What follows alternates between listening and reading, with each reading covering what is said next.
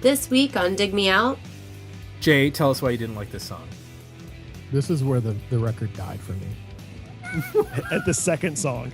It did. It's a very special episode of Dig Me Out featuring the Afghan Whigs. Your attention, please. Now turn off the light. Your infection. Hello and welcome to another episode of Dig Me Out. I'm your host, Tim Minichi, and joining me as always, my co-host, Mr. Jason Ziak. Jay, it's episode 170 of season 4 for us, and this is what I'm calling a very special episode. If this was an 80s ABC special about underage drinking or some other calamity that affected teenagers, it would be a very special episode. Perhaps Tom Hanks getting into the Bing cherries, The Marchino cherries, or Webster getting or not Webster. What was the one where was it? Different Strokes. They had the child molester episode. That's always fun. Yeah, yep. Yeah, but not to get derailed by 80s sitcoms that went seriously dark. But we are revisiting and then breaking our regular format by reviewing a new album. We are treading on new territory, and we're doing it with a special guest to help us revisit the history of the Afghan Whigs and review their new album, Due to the Beast, which is out actually today. We were recording this a couple days ahead of time, but it's going to be released on the day that the album is released. From the website summerskiss.com, the compendium of everything, not just Afghan Whigs, but Twilight Singers and Gutter Twins and Greg Dooley. Mr. Lee Heidel. Did I pronounce that correctly, Lee? You did. And guys, thanks so much for having me on your child molester episode. That's the best introduction I've ever received for anything. So fantastic. Do you have any stories you want to tell? If this turns into an episode of Marin towards the end and I start confessing, then we'll deal with that when that happens. But we'll try to keep it on the up and up. Excellent. So tell us a little bit about Summer's Kiss. How long have you been running the website, and what was your impetus, I guess, for kicking that off? Yeah, well, I was obviously a fan of the Afghan Whigs, and when they disbanded in 98, or after their 98 album, 1965, so they toured through 99. So after they disbanded, I think that there was just kind of a void, when you have a favorite band, favorite music, and you kind of get into a routine and a schedule, and to expect every 3 years to have something new come out.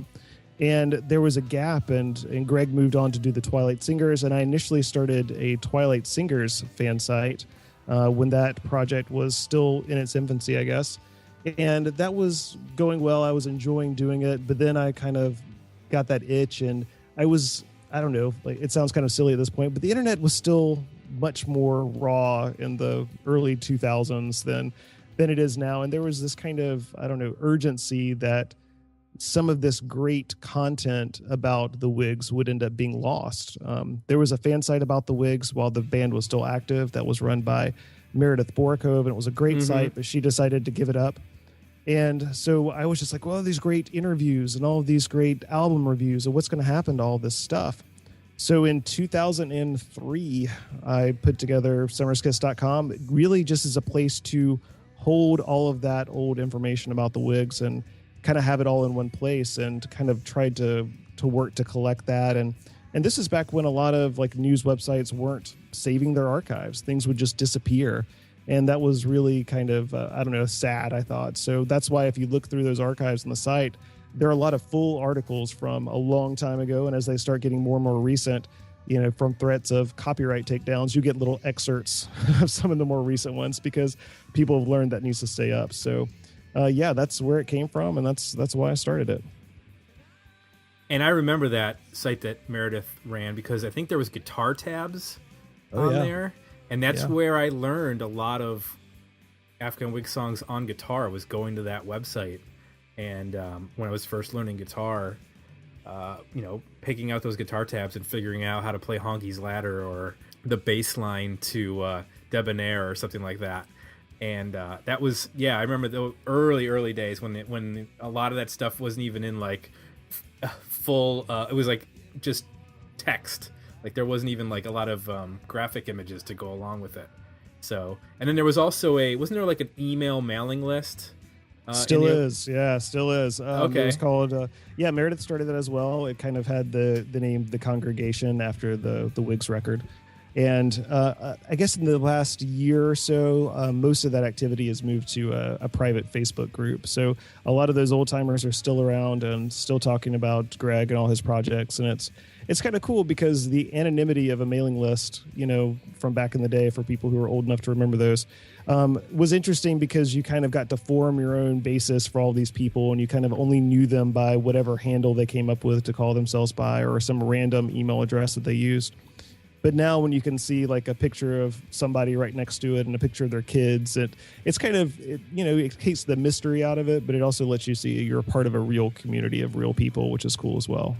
So here's what I like to do. Usually we talk history of the band, and then we get some Facebook feedback from our fans on our Facebook page and on our Dig Me Out website. I'm actually going to do the Facebook feedback first because we're going to spend quite a bit of time on the history.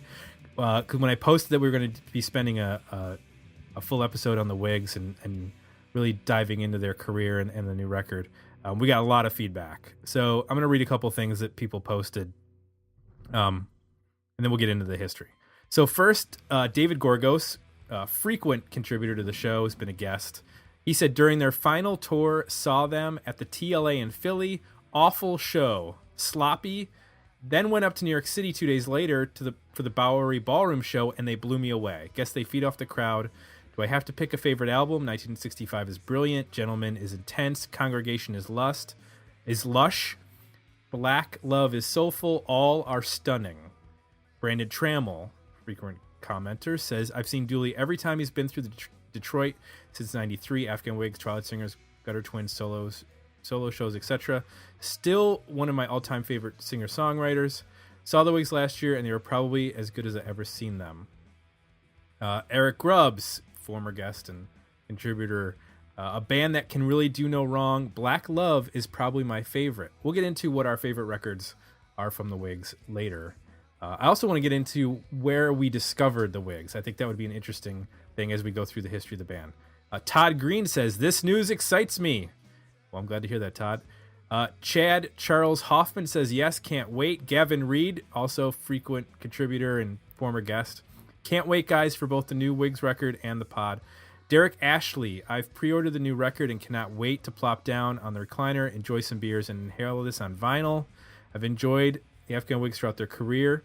I'd love to say that Gentleman has gotten me through a shit ton of crazy times. That album feels like it's speaking to you, and this is why we still talk about these guys. Andrew Martin Dare, also former guest contributor, got the new album and it's killer. Sean Michael Foster, former guest contributor, can't wait. As jaded and unimpressed as I've been over the years, every time I hung out with Dooley at his bar in LA, I was always energized. Or was it the drugs? And Holly Gleddy, so glad they're together again. And Kip Blount, can't wait to hear this. And then over at digmeoutpodcast.com, Barb Abney, former WOXY DJ and host on the current Minnesota Public Radio, says, can't wait to hear this. So what's up, Barb?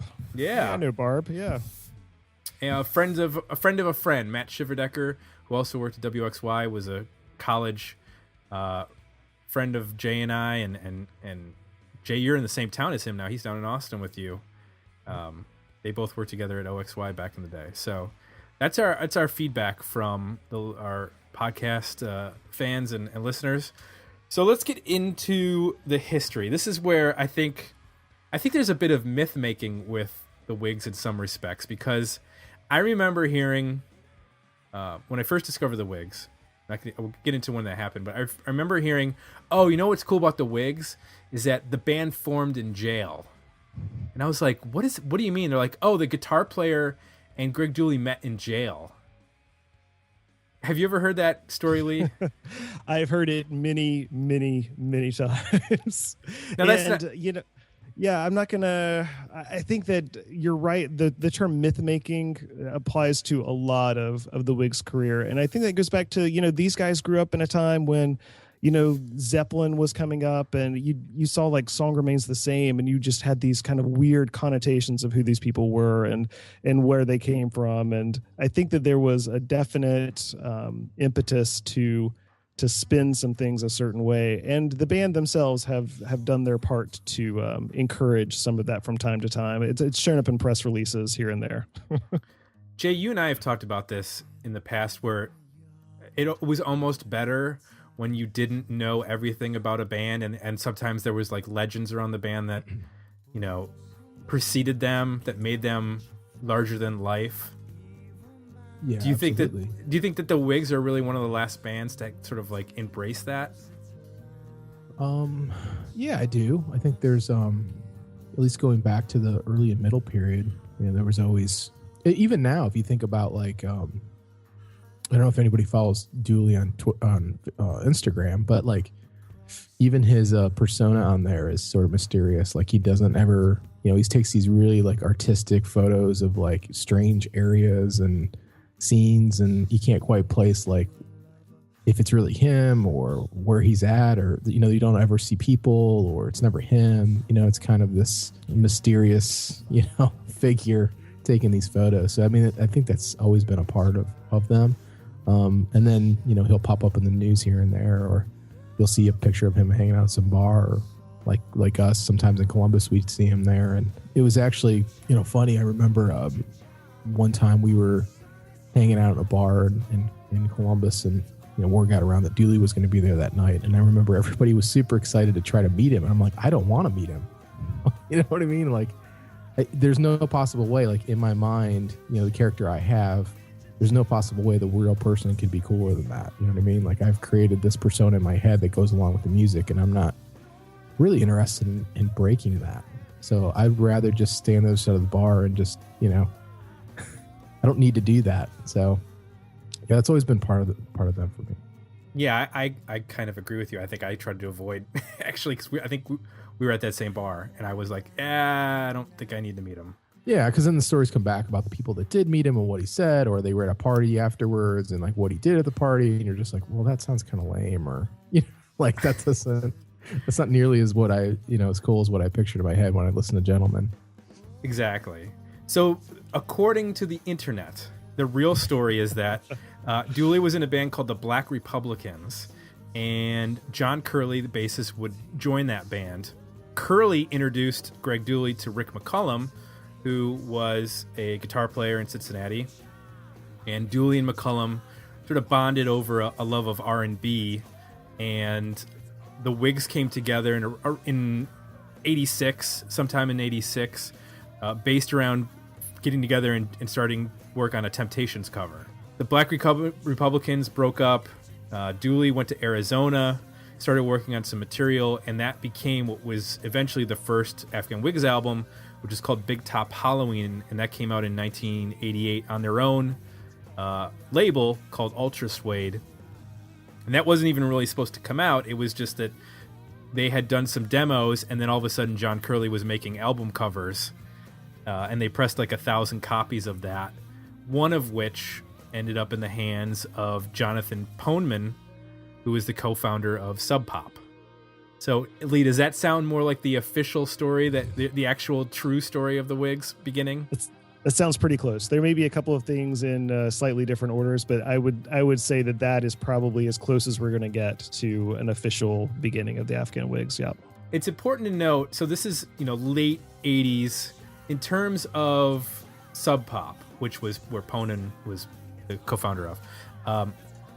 Sub Pop was still under the radar nationally. They were a growing presence in Seattle, obviously with their compilations and the bands that they had signed. With the Whigs signing to them, they became the first non-Seattle band, which was a big deal, to actually sign to Sub Pop. And it was originally they were only going to release one single, but that ended up landing them a full record contract for an album, and actually ended up multiple albums with Sub Pop, and they ended up recording with Jack and Dino and releasing Up in It in 1990. Some of those songs were on Big Top Halloween, I believe, not the same recordings, but some of the same tracks. But for the most part, it was a brand new record, and it got them some college radio play, primarily to the song Retarded, across the country. Television's gone. I'm alone with Lucifer. What a drag. Motherfucker lied to you. Motherfucker took me head. You're never alone with your Jones and all you can't forget.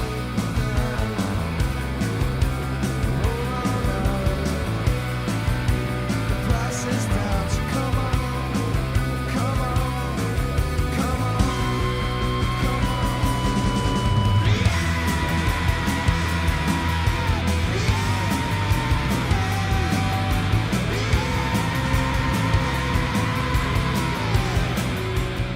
And they went on a tour with Mudhoney and some other bands. That was followed up by the 1992 album Congregation, and then an EP called Uptown Avondale. Now, I had heard that basically the Uptown Avondale was a contractual obligation that they knew by that point that they were leaving, but they owed another record to Sub Pop. Is that true, Lee? Do you know I anything don't know. about that? I've never actually heard that theory because I know that there was never any kind of bad blood between the Whigs and Sub Pop, other than the occasional not getting paid, which was a problem with Sub Pop at the time. Right. Their finances were in disarray. They would send bands out on tour and not be able to get them home, that sort of thing. So I know that there was some of that, but when the next record, when Gentleman came out, Sub Pop still was able to have rights to that on vinyl, so they still continued to work with Sub Pop after they left. But I've never actually heard that was due to a contractual agreement, but that may have very well have been the case. That might have been one of those like myths that's been permeated in various, articles, that there was, the supposed bidding war to get them on Elektra. Yep. And that was basically their, not necessarily in a bad way that they were contractually obligated, but their like last piece of the puzzle in terms of the Sub Pop contract. And it's a pretty important release because it's the first time that the Whigs sort of blatantly, or Greg Dooley sort of blatantly lays out their soul influence. I don't think you necessarily hear the soul influence on Up in It. You hear like the Replacements and Husker Du and the sort of Mudhoney punk of, the late 80s.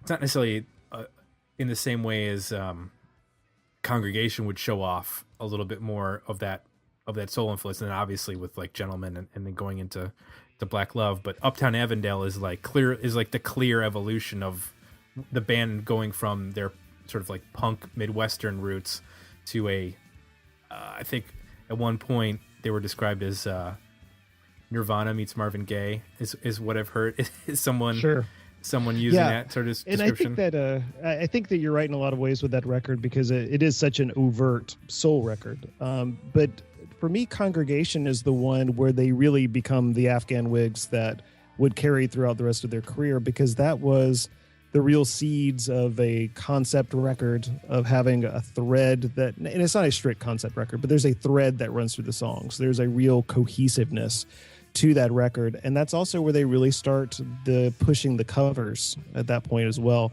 being able to include songs that fit into their theme that they didn't necessarily write. It's almost, in a way, they look at these albums like scoring a film, and they actually will use that notation in records that say shot on location instead of recorded at. And it just like a music supervisor would go and find the right songs to flesh out a movie. They're writing the movie with their songs, and then occasionally they'll find some obscure track, or in the case of Congregation, a song, like The Temple from Jesus Christ Superstar, and shove that right into it to have the perfect twist. It gives people a touchstone. It kind of shows where they're coming from in a bigger picture to carry throughout the rest of the record. So for me, Congregation is the one, if you look back over their catalog, that's the one where things started to click. They toured long enough, they had played long enough, and the real identity of the band starts. And then Uptown Avondale, they start to really kind of flex that soul R&B muscle pretty hard. And it's funny. Oh, go ahead, Jay.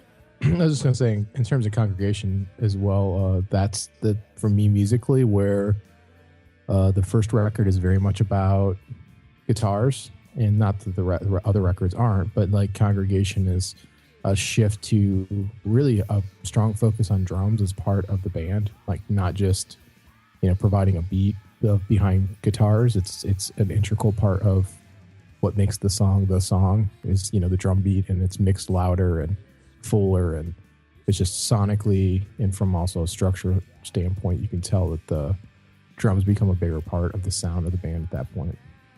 Yeah, 100% agree. That first record is very Minneapolis punk. It's very Replacements. It's very Husker Du. And with that second record, there's a groove that starts to happen, and that's drums and that's bass. That's where John really starts to kind of come up with these through bass lines that have a nice counter to the guitar rhythm, to that jangle. They start to push at that point, and it becomes much more about groove. And then Uptown Avondale, where they're taking these not just R&B songs or soul songs, they're taking songs that people know. They're taking Band of Gold. They're taking Come See About Me, for goodness sakes, and they're putting it in a minor key, and they're slowing it down, and it's a guy singing it. And that's where the gender dynamics, too. There's some of that in Congregation, of course, with like I'm Her Slave and that sort of thing. But the gender issues really start to kind of come out in that EP. I've been crying 'cause I'm lonely. Smiles have all turned to tears. Tears won't wash away the fear that you're never ever gonna turn to ease the fire that within me burns. Keeps me crying, baby, for you. Gonna keep sighing, baby, for you. So won't you hurry? Come on and see about me. See about your baby. Now, it's funny that you had earlier mentioned about the album sort of taking on like a soundtrack quality, because one of the supposed clauses in the Elektra contract is that it featured a clause that they would fund a script that Greg Dooley was writing for a feature film. Like that was part of the contract, is that they would find the money and the funding to film a movie that he was writing.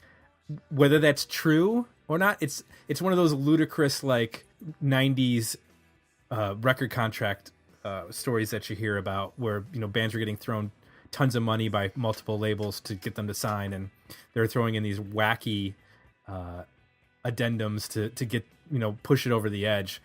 Whether that's true or not, I mean, I've never seen the record contract for Elektra, so I don't know if that's true or not. But it's one of those things that if you read an article here or there, that's what they say is in this in that contract. No, same here. I've always heard that. I want to say that at some point back in the day, I read it in a press release. I haven't laid hands on it, and I definitely haven't seen the contract either. But that's he had bought the movie rights to a book called Spoken in Darkness, and I think that the plan was to adapt that into a feature film. And I think that's the movie that they allude to in that. But that, as far as I know, never got past probably a script stage.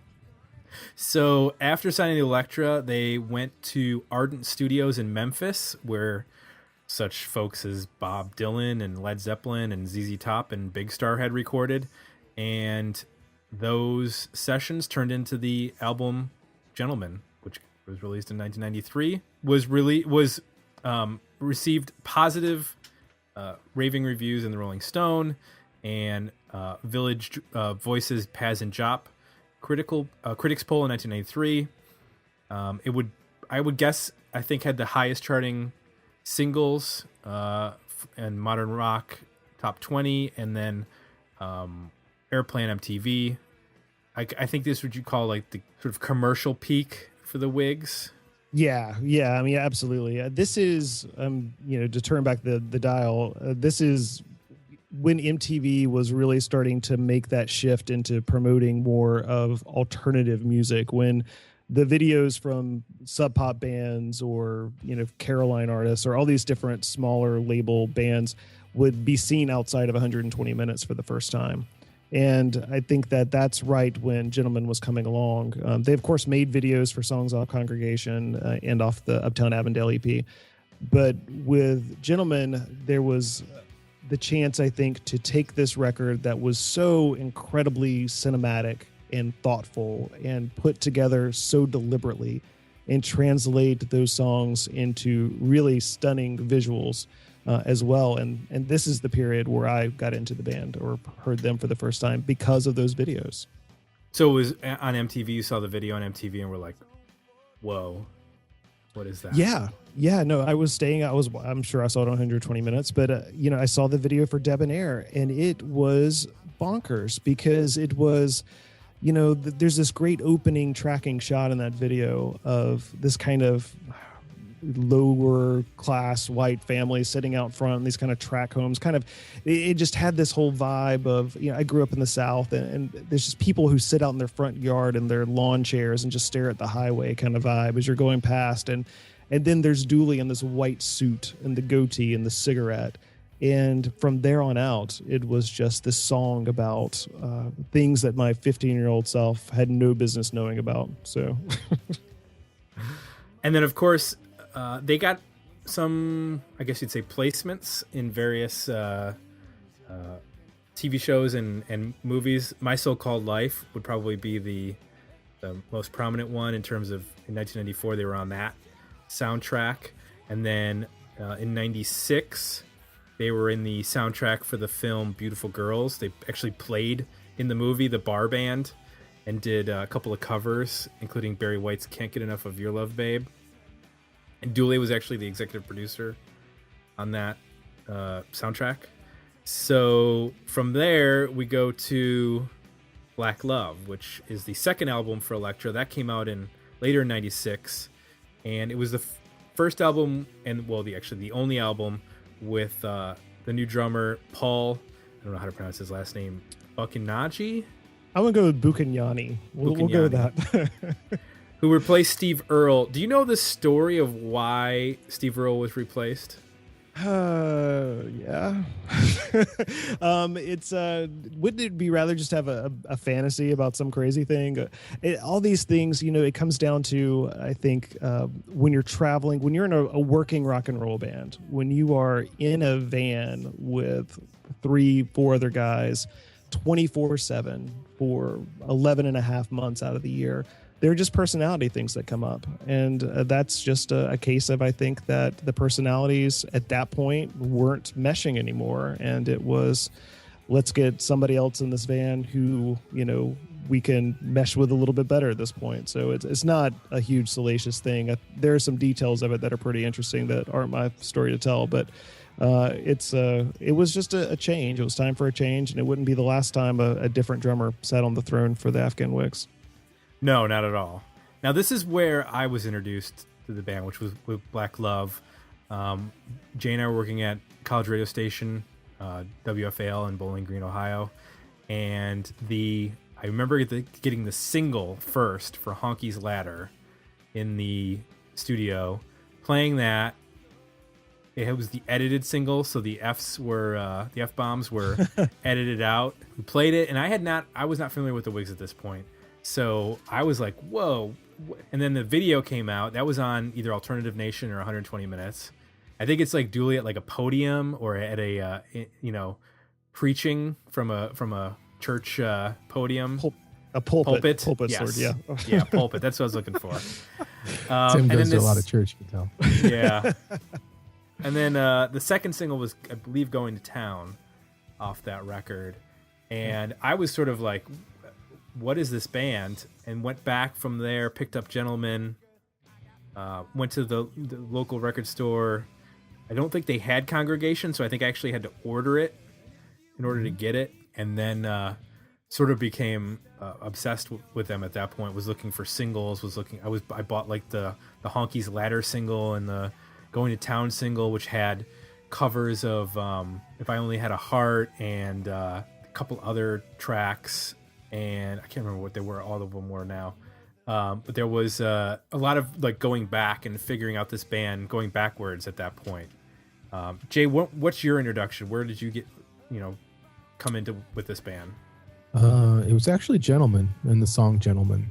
I saw the video on MTV. I can't remember how. And at the time I was, I think it was the libraries. A lot of libraries were like, you could go get CDs, like check out CDs. So I started going to the library to check out CDs. So this was one of the CDs I checked out based on that video. And I was really drawn to it. I think for a lot of ways, what Lee talked about in terms of how mysterious and cinematic, and it just contrasted. I guess for me, they were the first band that after the big like grunge thing, they were the first band to be different, but not be, I don't know, like glum, depressed, flannel wearing, kind of, not to put all that down, but at some point it was sort of like, it's a pretty shallow pull in terms of like,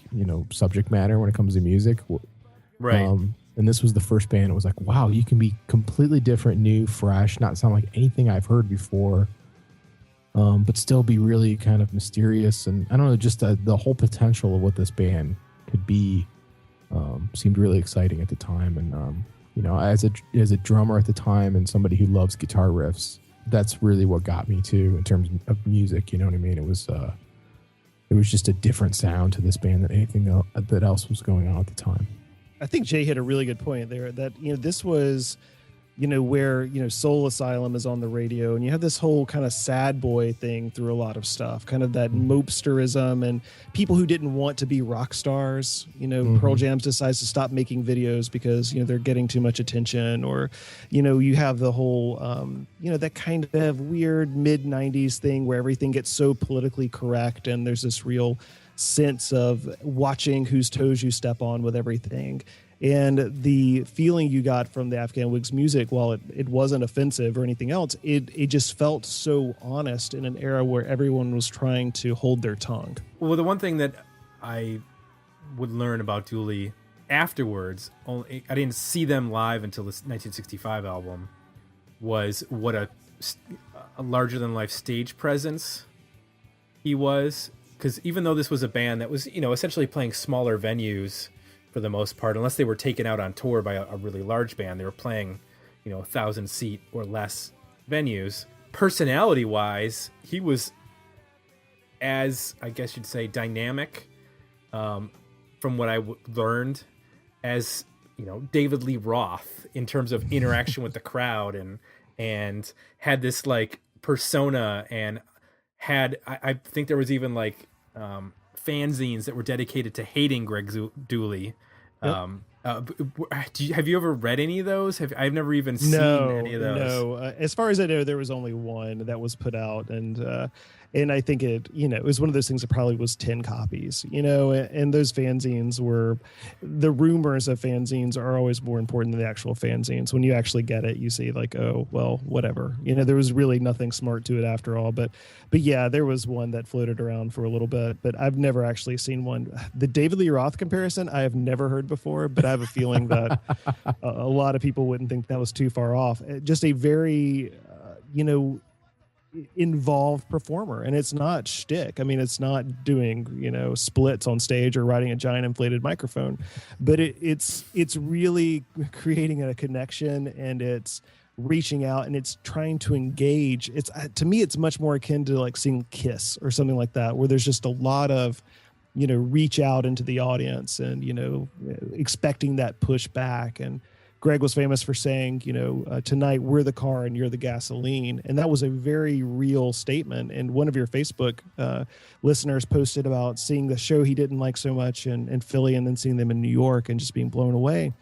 that was the way it worked. If you were a crowd who came and wanted to play along, if you wanted to make party, as Greg would say from the stage, that band would play until the venue made them leave. You would have 3 encore sets that would last for hours.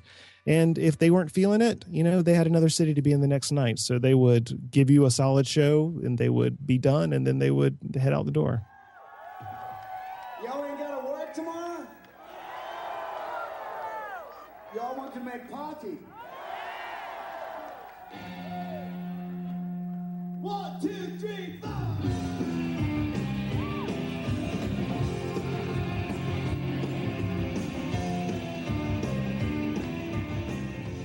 And Jay, I think you and I have both been to the same shows. The one was in Columbus for 1965, where I thought it was an excellent show. I mean, they brought out, one of the highlights was they brought out Marcy Mays to do My Curse, because she's from Columbus, and it made sense. And Harold it had played with them, right? Harold Happy. Chichester, Happy Chichester, who plays on Black Love and was on the first Twilight Singers album. He came out and played that show. They did like 2 encores. They covered Rolling Stones' Beast of Burden, and they did Never Take the Place of Your Man by Prince. And it was just one of those live shows that I'll never forget, because it was so energetic and the crowd was so into it. And DeCenzo played too, right? Yeah, Derek DeCenzo played. Did the steel drum stuff from 1965. Mm-hmm. And I think there's a part where Dooley started yelling at some guy. You just narrowed it down. That could have been, I don't know how many shows. Right. He yelled at the guy and was basically like, I think it was something like, the guy was like moshing. And he was like mocking him. He's like, "You're not going to get any pussy if you are moshing." Look, this man has been in front of not just people who don't understand proper show etiquette, but people who have actively tried to heckle him, who have tried to take the show down. And there's a rule that he has that is 100% true. It is the man with the microphone always wins. And he will shut people down who tried to get in the way of a good show. Yeah. And that was always another great part of that. And again, part of that being a performer. This guy could have done anything that involved a stage. If it wasn't singing, it would have been something else, and he would have been able to just take complete control of it. I think the David Lee Roth comparison is that they take on a role of master of ceremonies. Like, yes, they're not just there as part of a band. They are actually, their main role is to be the conduit for all of this, to make all this possible, and to be, the person that. And it's even sometimes at the cost of, singing. That's a secondary thing. Like, I am here to make sure that everybody, the band's playing great, the fans are having, fun. And if, I'm conducting this whole event that's going on right now. Yeah, that's fantastic, Jason. I think that's a really good point. I think that's exactly the way to describe it. So I mentioned 1965. That album came out in 1998. We mentioned that earlier. But it did not come out on Elektra. The band actually left Elektra, signed to Sony Columbia to release that record. That record has some, I would say, departures for the band. It's the first time that you hear, well, not the first time, but on 1965, you hear them fully embracing, I guess, the soul, with the use of horns, with the use of soul singers, with the use of, there's a lot more drum loops, which it's used very sparingly on like Going to Town. There's a bit of a drum loop in that song, but basically the song is built around a real drum beat.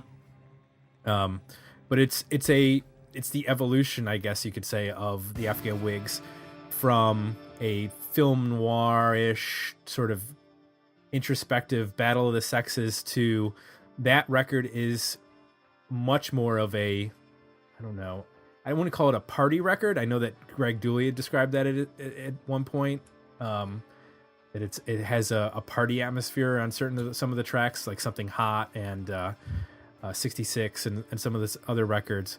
But it definitely, I think, is the proper bridge, I guess you'd say, from the Whigs to the Twilight Singers in terms of production and in terms of songwriting. especially the tail end of that record, when you get into songs like Neglected and The Vampire La Noire and some of the other songs, even a song like Crazy, have I think a natural sort of progression into what the Twilight Singers would become, which was right around the same time. The Twilight Singers were originally a trio with Dooley and then Sean Smith of Brad and Satchel and Pigeonhead, who's a previous guest of the show, and Happy Chichester of Howlin' Maggie, who's also a previous guest of this show. What the Twilight Singers turned into was basically I guess you'd say, the dually rotating multiple different folks in and out of that band, which I don't know that that's what that originally was intended for. But what was your guys' take on, having heard Gentlemen? I think Gentlemen and Black Love are natural sort of companions to me as far as records. What was your guys' take? Do you remember when you first heard 1965? I felt a little betrayed the first time I heard it. I'll be honest. I was wrapping up my college career at that point, and I worked at a college newspaper, and we got an advance of it and made a copy of it so I could listen to it in my car. And I was just, I was so taken aback by what I saw as being just the lack of that real strong narrative, that really definitive point of view that I loved in those other records.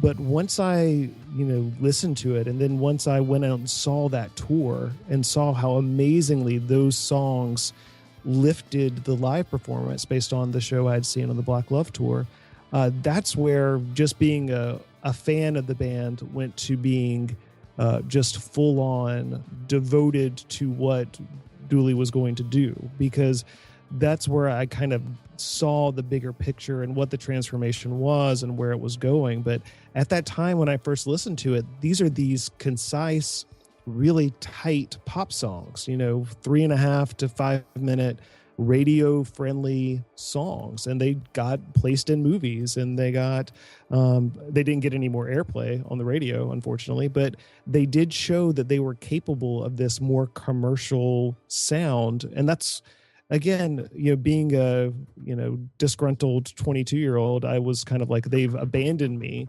But later you realize that these are people with jobs, and not only that, but they're artists who are evolving and they want to do something new, and that something new that they did paved the way to other amazing things. And with that, seeing those songs live, I really got into 65. But on that first listen, I thought it was a different band.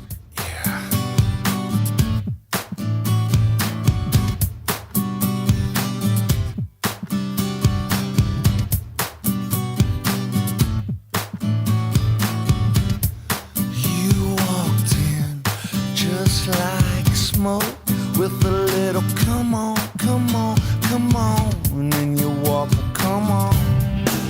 I've been waiting, are you waiting for my move? Well, I'm making it.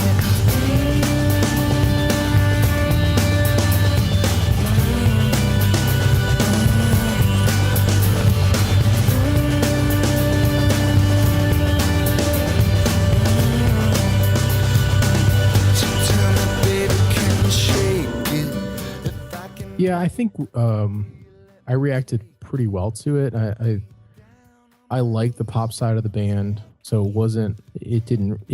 obviously it was obvious. It was obvious to me at the time that okay, they're trying to be as poppy as they possibly can with the format of this band. But I kind of like that. I like that they had absorbed themselves in New Orleans to make this record, and used musicians from there to augment the sound. And to me, that was always the theme of the record. I wish, in some ways, I think it would have been benefited. It would benefit if the album cover and the title would have reflected that. To me, when I listen to it, that's what I think of. I haven't been to New Orleans, but this is my mental picture of what it's like.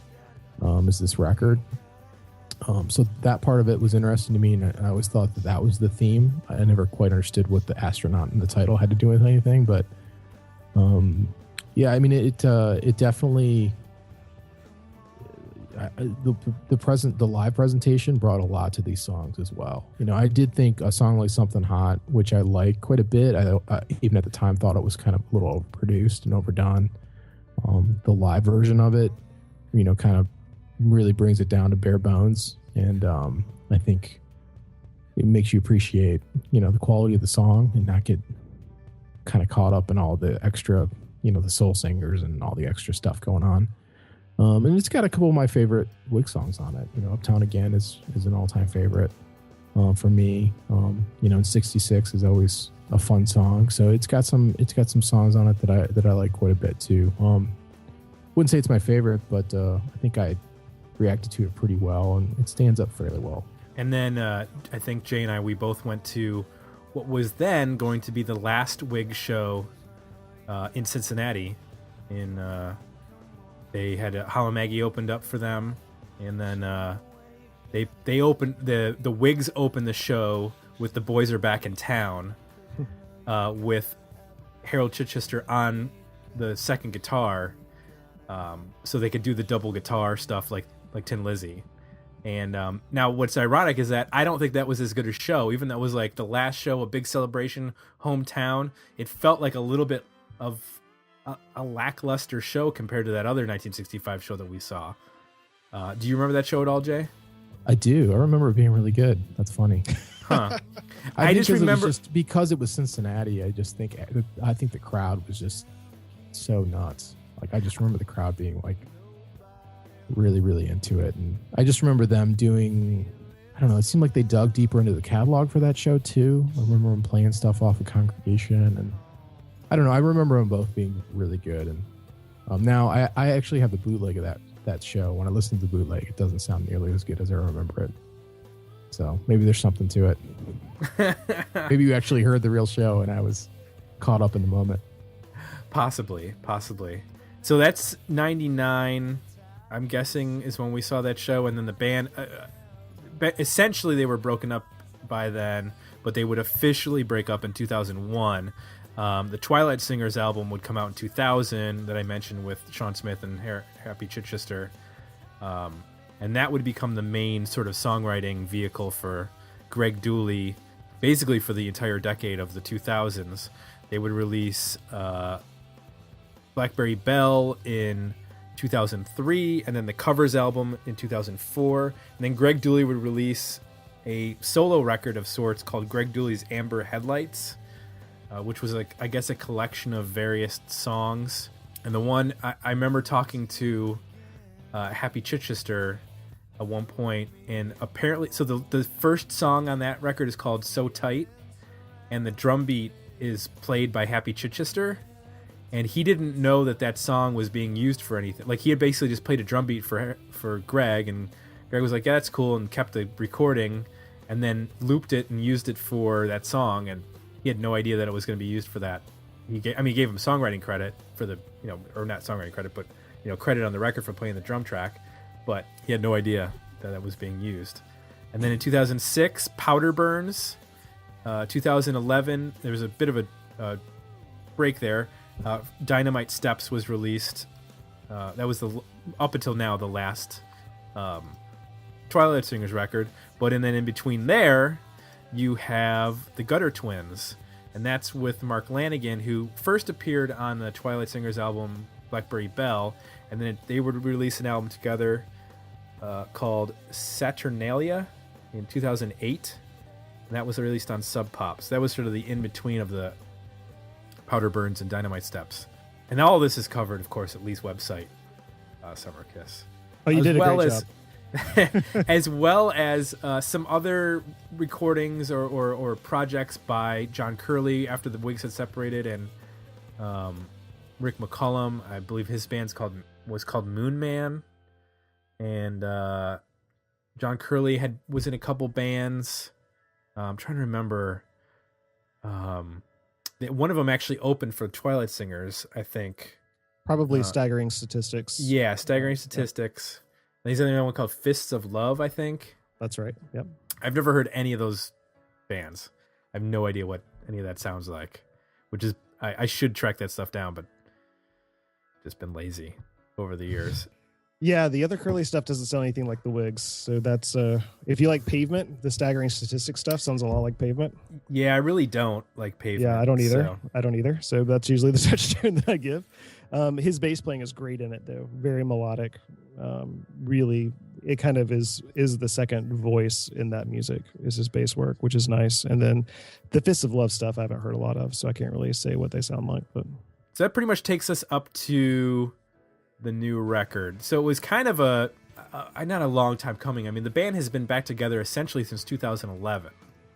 They played, I think it was All Tomorrow's Parties in 2011 was that's not even counting the 2006 temporary reuniting for the Unbreakable retrospective, which had 2 new songs. It was in 2011 that it was announced that the Whigs would play All Tomorrow's Parties, I'll Be Your Mirror event in May of 2012, followed by another show in Asbury Park in September of 2012. And then they ended up playing some other festivals, Primavera Sound Festival, Lollapalooza. And at this point, it was, I guess you'd say, the primary lineup of the Whigs in terms of it was Greg Dooley, Rick McCullum, and John Curley, with whatever drummer that they randomly had playing with them. I think it was the drummer from the Twilight Singers at this point. And I can't remember who was playing, because it wasn't Michael Horrigan, who was the drummer on the last Whigs album. no, it was Cully Symington. And Cully has been with a couple of Greg's projects. He played on the Gutter Twins tour and the most recent Twilight Singers record. And he's primarily the drummer for Ockerville River. Cully's great, fantastic, amazing drummer. And he's a great addition to the band. So then they ended up playing Late Night with Jimmy Fallon and performing a cover of a kind of an obscure soul song, See and Don't See. And then they released it as a free MP3 download. And then a second one, they released Frank Ocean cover of Love Crimes. That was in July of 2013. Or sorry, 2012. Or was it 13? I don't remember. What year did that come out? I'm getting my years mixed up. It was I thought 12. it was 2012.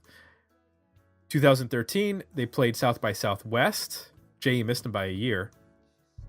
With special guest Usher, which nobody saw coming. I think if you could say who is going to be the guest on a Greg Dooley or an Afghan Whigs show, I gotta say Usher would probably be in the top. Oh, I don't know, 5,000. not one of the, but they ended up covering like a Sin Cane song, which is a band from Columbus. Totally bizarre choice there, but again, like you mentioned, Greg likes to listen to a lot of stuff. Yep. So, and then in January of 2014, Bob Odenkirk tweeted that the Afghan Whigs were going to have a new record out. And that's how everybody learned that the Afghan Whigs were going to be putting out a new record this year in April. And I think like the next day, Sub Pop was like, "Yeah, that's true. Way to blow the information for us that we were working on." I don't know. To me, it seemed like too perfect. It was like Greg was playing golf or something, and Bob Odenkirk overheard them talking about the Afghan Whigs and remixing a song or something like that, and then took a picture of him with Greg and tweeted it. It almost seemed like an intentional, like, celebrity. It was not. It Yeah. was not. Yeah, it was not. It just happened to be fortuitously timed that it was close enough to when the announced date was going to happen anyway. But yeah, Odenkirk totally got out in front of that. But it was not a planned occurrence to have that happen.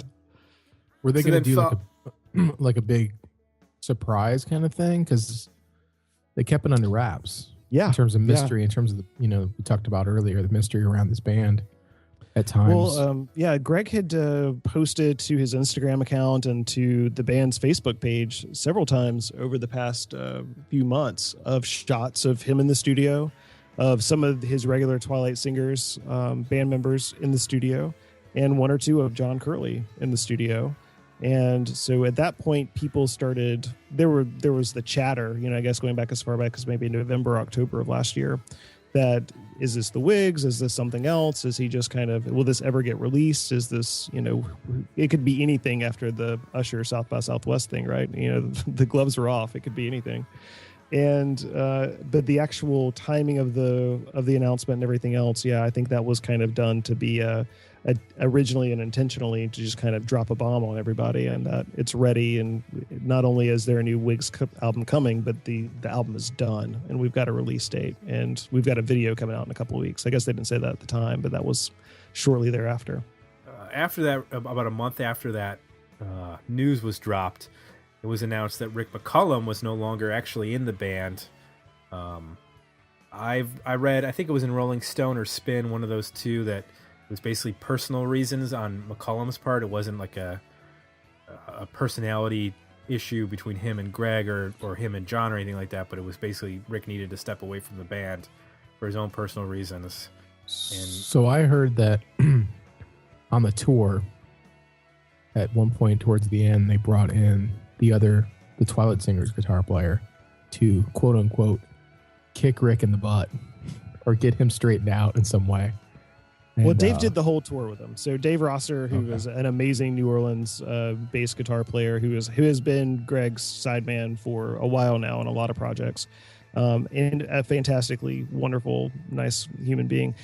He did the whole tour. So I don't know at what point Dave was invited to come out and start with rehearsals, but Dave was there, pretty much at the beginning to help, round out the sound and that sort of thing. But yeah, the Rolling Stone article that you're referring to, that Matt Deal wrote, I think it does a good job of kind of explaining not only the band's point of view of why Rick wasn't asked to come in and do this, and then they also get a quote from Rick, which I thought was fantastic. And I think that it's with any kind of long-term relationship, there are going to be times when things just aren't going to be right. And I think, like a lot of fans, the fanboy in you wants to have those original guys there out of some nostalgic reason, or, because you want to recapture that magic of when you first heard it.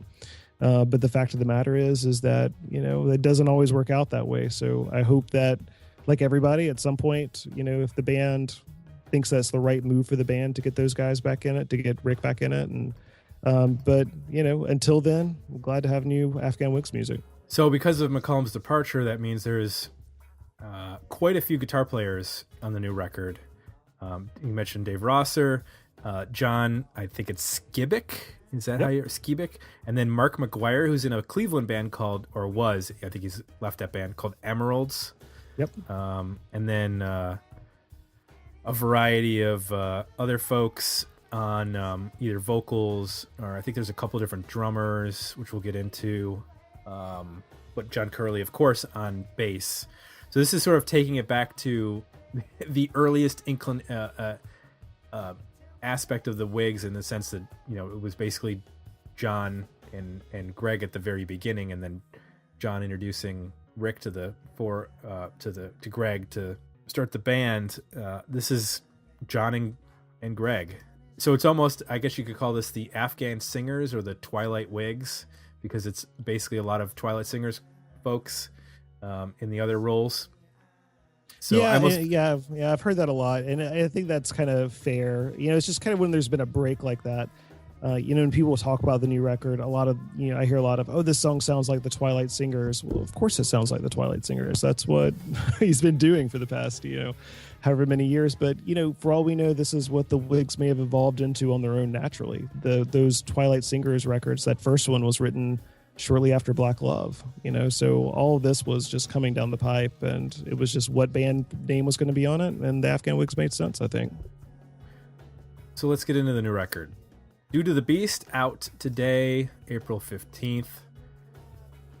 Let's talk about track 1, Parked Outside.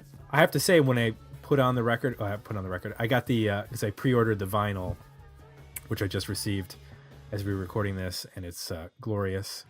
When I heard that drum beat for Parked Outside, I was like, this is what I was expecting. Not in the sense that, like, this is predictable, but, like, this sort of, like, it sounds like the Whigs, if the Whigs were playing in a strip club. Like, it has this, like, stomp and this, like, dirtiness to it.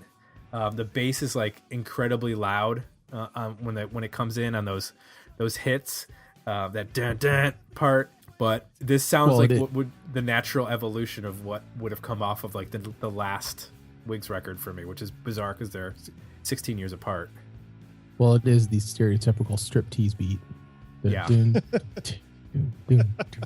it's the, on a TV sitcom, if somebody's going to do a striptease, this is what you put on in terms of a drum beat. Right.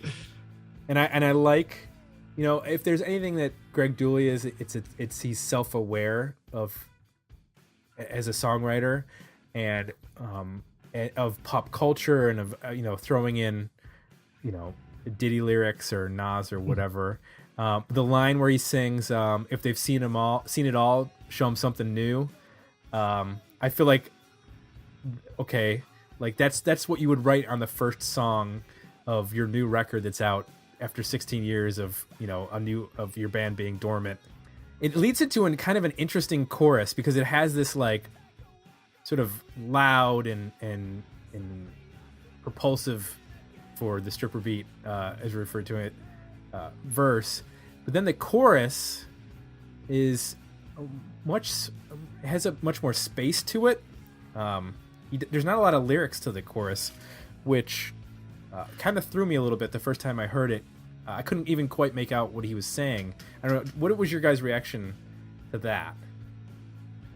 Well, I think it's just kind of, for this song, for me, this song was really kind of like if you took something hot, and for me, that was that first Whigs record that, again, didn't have that kind of beginning and end cohesiveness after what I'd come to expect from Gentlemen in Black Love. There were those kind of bookend pieces in the same way, opening up with a big bombastic number.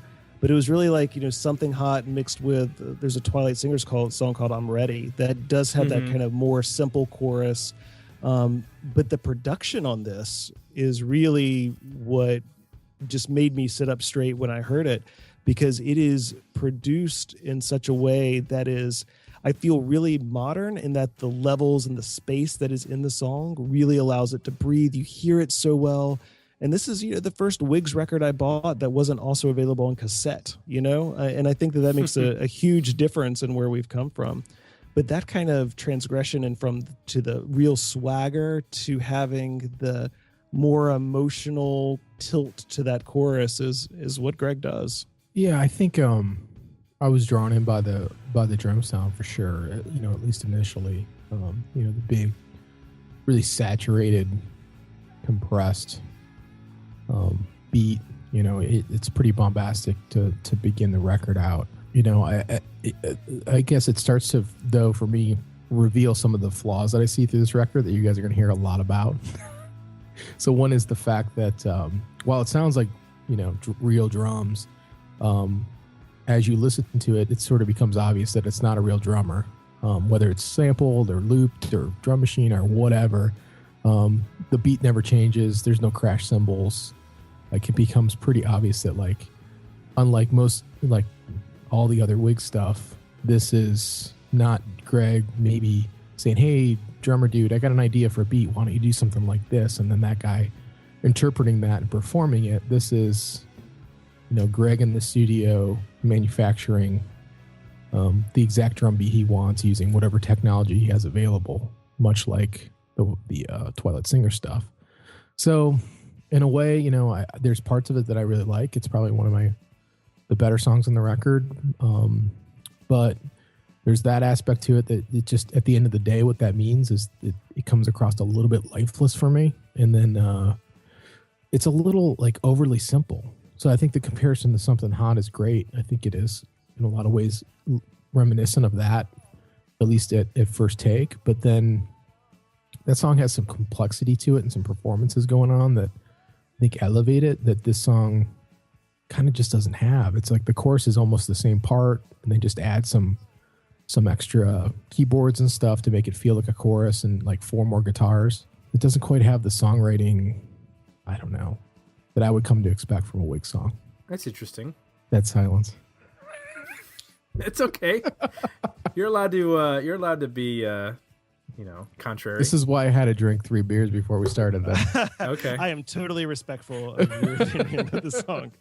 Well, then, Jay, I'm interested what you have to say about the second song. I think it's Matamoros. Yeah. I don't know how to pronounce that, but because this to me is where I get what you're saying. This first song is pretty simple. This song to me, it's where the album sort of takes off and shows, or it shows the combination of Dooley's time with the Twilight Singers and really developing, I think, as a more, I guess, complex songwriter, but also his ability to like craft a really tight song in 2.5 minutes. It's built around this like dirty sort of funk guitar part that reminds me of like a 70s like cop movie or something like that, with this really tight drum beat and drum and bass line going along with it. But then it has this like really big sort of typical, I guess, late era Whigs chorus going along with it, and it has even the vocal and the lyrics remind me a lot of like Black Love era Whigs, but with there's a production aspect of it that reminds me a lot of the Twilight Singers. I'm thinking of when they go to, so there's like a opening verse, and then they have a bit of a bridge, not really a bridge, but just like a break in there with a guitar lead, but there's like these bass drops that are going on. I don't know if it's keyboard or if John Curley's doing it. And then after the chorus, they do the same thing, but then they go to a second part that has strings, which reminds me a lot of like the Powder Burns era Twilight Singers. Now that the blood has begun, I'd like to see how it's done. Behind my back, up to my face, it's taking money and run. Before you go for that song, you better think about look. While you're debating, I'll be waiting for the sound of the phone.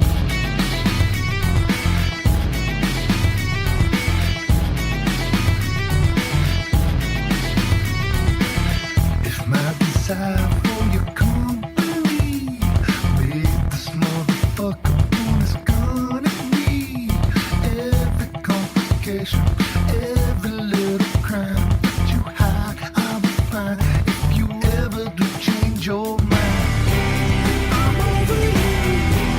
I tell you why. Your kiss is poison, your cast off ways to find.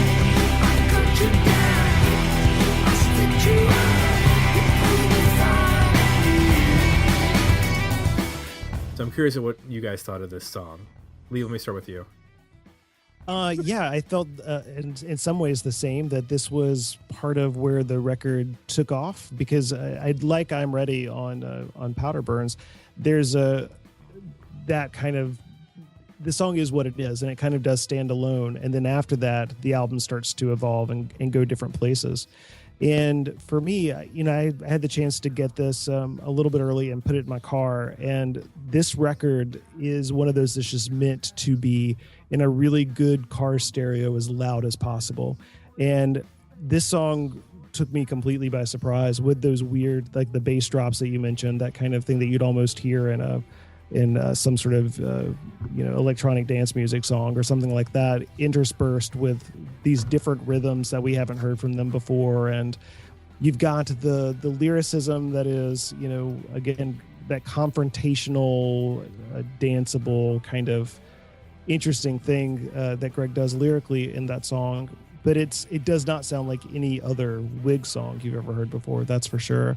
And I think that it could definitely be polarizing for a lot of people, but I heard it and just immediately kind of clicked with it. And I do feel that this is the point where the record kind of does take a little bit of a turn, and we'll get to the next song. That's a completely other right turn. So it's really interesting with the sequencing of these tracks. I would have thought that this song, maybe would have gone further back in the track listing to kind of divert before you get to the kind of closing coda. But as the second track, it does something completely different, which I like a lot. Jay, tell us why you didn't like this song. This is where the record died for me. At the second song. It did. The first song, Pete, it's sort of like there was parts about it that I liked and it gave me hope. And then when I heard this song, it all died. And here's why. The thing that's what made for me what's made the Whigs brilliant is their interpretation of R&B, meaning, you know, at the end of the day, they were conscious that they're a bunch of white kids, you know, that really loved R&B music, and they interpreted it in a way that made sense to, you know, their truth, like what their upbringing was, what kind of instruments they played, how they expressed themselves. This sounds, it takes the appreciation of R&B from an inspiration into a really embarrassing impression. So to me, this sounds like Dooley trying to be Nelly or Usher instead of saying, wow, I listened to this Nelly or Usher song and it really made me think about all these different cool ideas. Let me go to my band and like see if we can do some stuff with this. And you basically give those ideas to a guy who comes from maybe a rock background and say, hey, I got this idea for a drum beat, or I got this idea for a guitar part, or what we want that. Let's play this out as a band. And then you kind of come into what you have on things like Gentlemen and some of the early Whig stuff, where you can hear it at the heart of what they're doing, but it's a honest interpretation and an honest, you know, they're inspired by it. They're not just trying to mime it or mimic it. And to me, this song is him trying to mimic that. And it's just weird. It's just odd. You know, I think if I wasn't aware, I guess for me, a lot of this is going to come down to if the name the Afghan Whigs wasn't on this, I probably would feel a little bit different about it. So if this was a Twilight Singers record, I'd probably be a few songs in thinking, okay, this is the best Twilight Singers record since the first one, you know, and I might be able to appreciate it from that standpoint. But I'm just left with the history of this band and what they mean in terms of, you know, what they did with music, you know, what they interpreted and what they expressed, and trying to align that with what I'm seeing now. And, you know, a lot of my impressions of this record are being those two things being really conflicted. Huh. It's going to get better, guys. Okay. Well, let's go to track 3, It Kills, which to me falls into the sort of classic Dooley ballad in terms of Twilight Singers especially. I think it has a killer sort of repeated line that when I read the title, It Kills, I was like, wonder how's that going to be worked into the song? When he says, it kills to watch you love another, I just was like, that is a brilliant use of that phrase. It's starts out, I guess you'd say, as a sort of a ballad, and then it moves and it builds, and it has this sort of like soulful middle bridge part. I'm not sure who's doing that. I know that Van Susan Hunt. Marshall, I'm sure. Is it Susan? Was she on this record? No, that's Van Hunt. Yeah, who's doing the really high kind of soul work. Yeah. So it in that respect, it reminded me a lot of like the mid part of the 1965 record, John the Baptist and Cité Soleil and those tracks. That are a little bit more expansive and a little bit more embracing of that sort of New Orleans vibe that record has. But I thought, you know, at this point I was like, wow, this record has really shown a lot of different flavors already. What was your guys' take on It Kills? Jay, I'm gonna start with you this time. I'll keep it short. I love the piano intro. It feels like a little bit like Black Love to me, but when it gets to the chorus again, for me it screams, you know, that this album is really missing Rick McCallum, because you know, and I hear this a lot on this record, they have to resort to adding in all of this other sampled instruments and strings and 5 guitar parts to do things that I think he would just do when he was, you know, at his best. So, you know, whether it be with slide or just some like really strange ambient guitar sound or an alternating riff or whatever, like you listen to Black Love, which this song, you know, starts to remind me a little bit of, you know, they were able to fill that out with pretty much 4 guys and minimal, you know, use of other stuff. Not to say there's not organ on that and other things, but I just hear a lot of other compensating for the fact that he's not on this record when I hear this song. Yeah, And this then is definitely more lush than a lot of the Black Love era stuff for sure. Mm-hmm. And the breakdown, just real quick on that, I agree. It obviously when you hear that soul singer thing, it reminds me of 1965. But then it goes so far to the point where it turns into a Prince song, which I know he loves Prince, and that's awesome. And I know that because I've seen him live, and they do Little Ray Corvette and whatever. But never on a record has it been so like obvious to me, that he likes Prince. And when he gets into by the end of that breakdown, he's singing in falsetto, and it's just like, oh, there's like a moment in there like, oh my God, this could be a Prince song, which I don't know. I just like when he's more veiled about those types of influences. Yeah, well, I think that calling it a Prince song would be a pretty big compliment for most people. But I see what you're saying with that song and the last one about the kind of how perhaps you're seeing the reinterpretation of different pieces. I think that there is this sort of signature piece that you hear on a lot of Greg's ballads over the last few years, with the use of the kind of simple solo piano note runs. And I don't know if that's a case of these songs were originally written on the piano and kind of the melodies are worked out that way. And it's a nice thread to have run through so many of these songs. But here it really starts with that super sparse arrangement and does go to this very big orchestration towards the end of it. And I'm a fan of the Van Hunt stuff he does on this. I think it is over the top, but I think it's to back up what is going on in the song. I definitely didn't see it as being an additional filler piece. I think it's just kind of a way to expand the song with a different voice that has different talents or skills to go along with it. And I think it is interesting that it's another man's voice as well. I feel like that works really well in this instance and kind of, puts that impact back on the lyrics and that point of view that the song has. But one of the things that really strikes me about this record, and on this song you start to hear it maybe more than some of the previous ones and even more on the next one, is how high Greg's vocals are in the mix and how confidently he's singing, and the range at which he's singing at on this record is really unprecedented in the rest of his output as a vocalist. And I think that's really welcome to see somebody at this point in their career, kind of taking full reign of that and being willing to push the voice places it hasn't gone before. I think that's a really cool testament in this record. Well, that's a good segue into the track 4, Algiers, which is the first single that was released for this record with a video to accompany it. Dream, the body sleeps better. I'm not too proud to roll on the back street. So simple when you know this when it's time to go.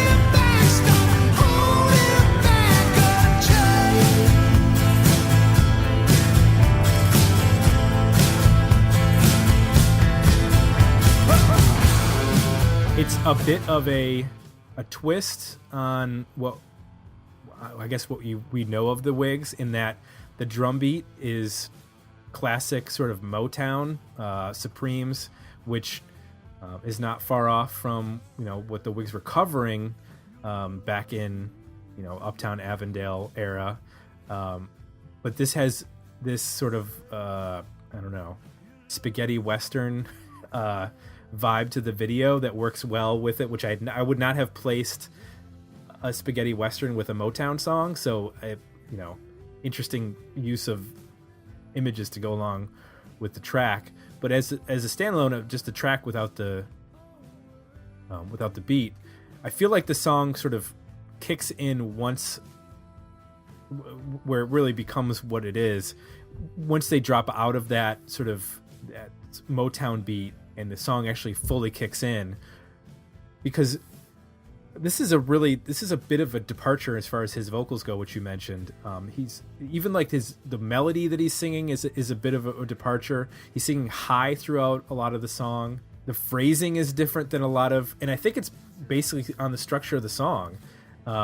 It's a bit more of a strummy acoustic song, which you don't get that a lot in the Whigs catalog or in even the Twilight Singers catalog. It's a departure in terms of either of those sorts of songwriting styles. Particular thing that I liked about this track is the guitar solo, which is really dirty and nasty and fairly simple, but I think works really well on this track. I'm not going to say this is like my favorite song on the record. It's probably in the latter half in terms of them, but I thought when I first heard it, I was like, oh, that's going to be a song that I skip. But it turns out that it's not a song that I skip. I do actually enjoy going back into this song. So what do you guys think about Algiers? Lee, I'll start with you. Yeah, same here. A lot of that reaction was the same that I had. I was very, very surprised to hear it as kind of the teaser track, I guess you would call it at this point, before the record's out, and kind of your first glimpse of what, this Mach 3 Afghan Whigs kind of lineup was going to sound like. And, not saying that it's a genre song or anything like that, but it is a spaghetti western is how I've seen it described. And it's hard to come up with another set of words, but I like how you brought up the fact that beat, that initial beat is that kind of 60s girl group kind of beat that so many of those songs have, but then putting the extra instrumentation on it, and then the vocal line that is so distinctly different for the Whigs into it as well. And I thought, well, this is really interesting as a standalone piece, but I don't know how much I'm going to like it as a song, as a real piece of the rest of this record, not knowing what this record was going to sound like at the time. But now hearing it in context, it provides this really interesting bridge between It Kills and the next track. And the way that these songs work with each other, Dooley just recently said in an interview, most of the songs have pairs on the record. They have complements. So, they kind of will piece together in two-part sections in a lot of ways. And for me, when I first heard this, I thought there was no way that the song was going to meld with everything else. But now I think that there's a little bit more cohesiveness to it than I was giving it credit for sure. But it's very different. For people who were coming to the Whigs for the first time, maybe in hearing this, they'd have no idea this was the same band that had put out those records in the mid-90s for sure. Jay? Yeah, I was watching True Detective at the time this song came out. So the first thing I thought of was the theme song to that movie or that show. It's very, very similar. American Southern folk music, kind of a country Western, spaghetti Western. I think there's a Mexican influence a little bit on this record. I guess if there's a theme, time and place, I would say there's some references and just some, like this song, there's some sonically some things going on that were reminiscent of that. When I heard it, I hated it. I'm not going to lie to you, in terms of it just was so disappointing to me that an Afghan Whig song would sound like this, because it's just but now that I listen to the whole record, it's actually I think it's the best song. I think from a songwriting standpoint, I think it's the best written song. I think it's sonically the best sounding song. I think vocally, it's interesting because I totally agree with what Lee's saying. What Tim mentioned too, the phrasing is so different from him. He is going it vocally. If there's one thing good about this record, is that vocally he's going to places he's never gone before, and I love that. But what's made that really cool about, in terms of his story and his persona, is that he at times has this almost like chauvinistic kind of take on lyrics, and he'll play with that back and forth, and that's always been part of his personality. I think there's and there's sort of a cocky or arrogance as well, to him lyrically, but he's so vulnerable as a singer, and that's what makes it brilliant. So, you know, he may say things where you're like kind of off-putting, but he's doing it in a way where you're like, wow, this guy he really means it, because I can hear the flaws in his voice, and I can hear that, you know, he's not like, you know, vocally from a you know, talent standpoint, the greatest singer that's ever existed, but it all works beautifully because of the contrast there. I think what's problematic for me in this song is that I'm pretty sure at 2 minutes and 30 seconds that he's pitch correcting his falsetto. And to me, that's blasphemy. Like, that is, I would rather hear him put an off key, you know, and miss a note on a record. That would mean so much more to me than hearing him fix it. Because to me, that's completely against not only his persona, but the point of the band. Like, the beauty of this band to me has always been about the thing with this. There's this like contrast between the Rick's guitar and his vocal, and like they're at times clashing and just almost off, just borderline almost off key, but then they come back into something really tight, and there's sort of that push and pull. And if he's getting it, and I don't know for sure that he pitch corrected it, but man, it sounds like it is to me. And again, that's just one of those things that, like, for this band, like, you just cannot do. It spoils what they're about to me.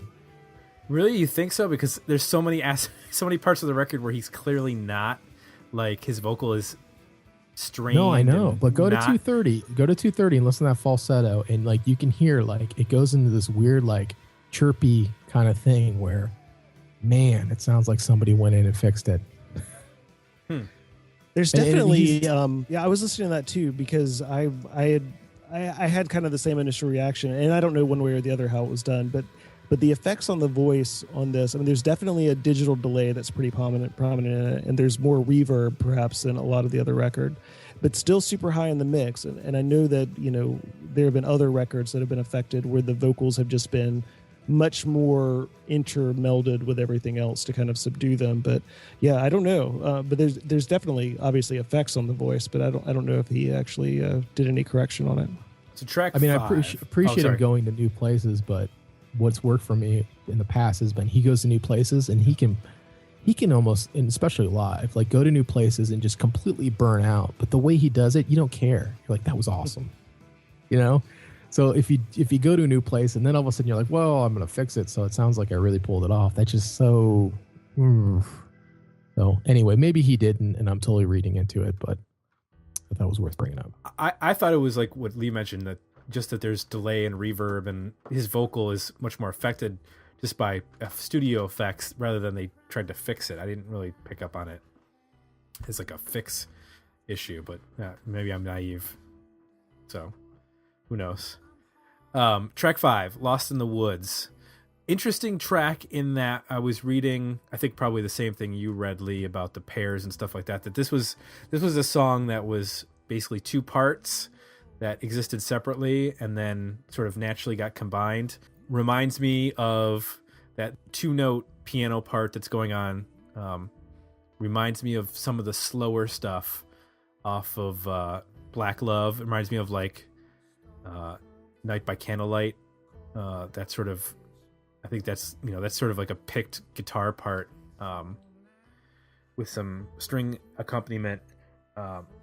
Has sort of this ominous sort of feel to it in the same way that song does. But then it opens up into like this big chorus, almost has this like jaunty feel to it. One of the longer songs on the record.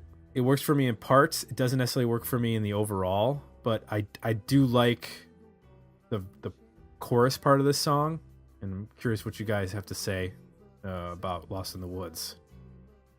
I think the chorus, well, to me, this song takes me back to 1965. Like, if you told me that this was a leftover, at least the verse part was left over from those sessions or that writing area, I would totally believe you, because it has a little bit of like a jazzy piano player kind of sense to the melody, and I could almost hear him, you know, the way he drops a little bit of French or Cajun in the 1965, you know, it almost sounds like he could go into that in this song.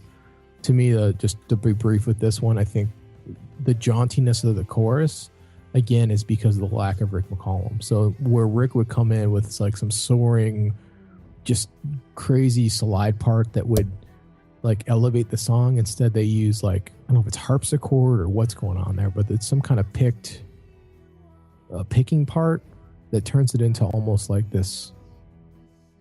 Yeah, I mean, jaunty is a great example, like great word. Instead of it being the soaring opening thing, it turns into this like kind of an odd, plucky kind of, you know, it did totally different mood.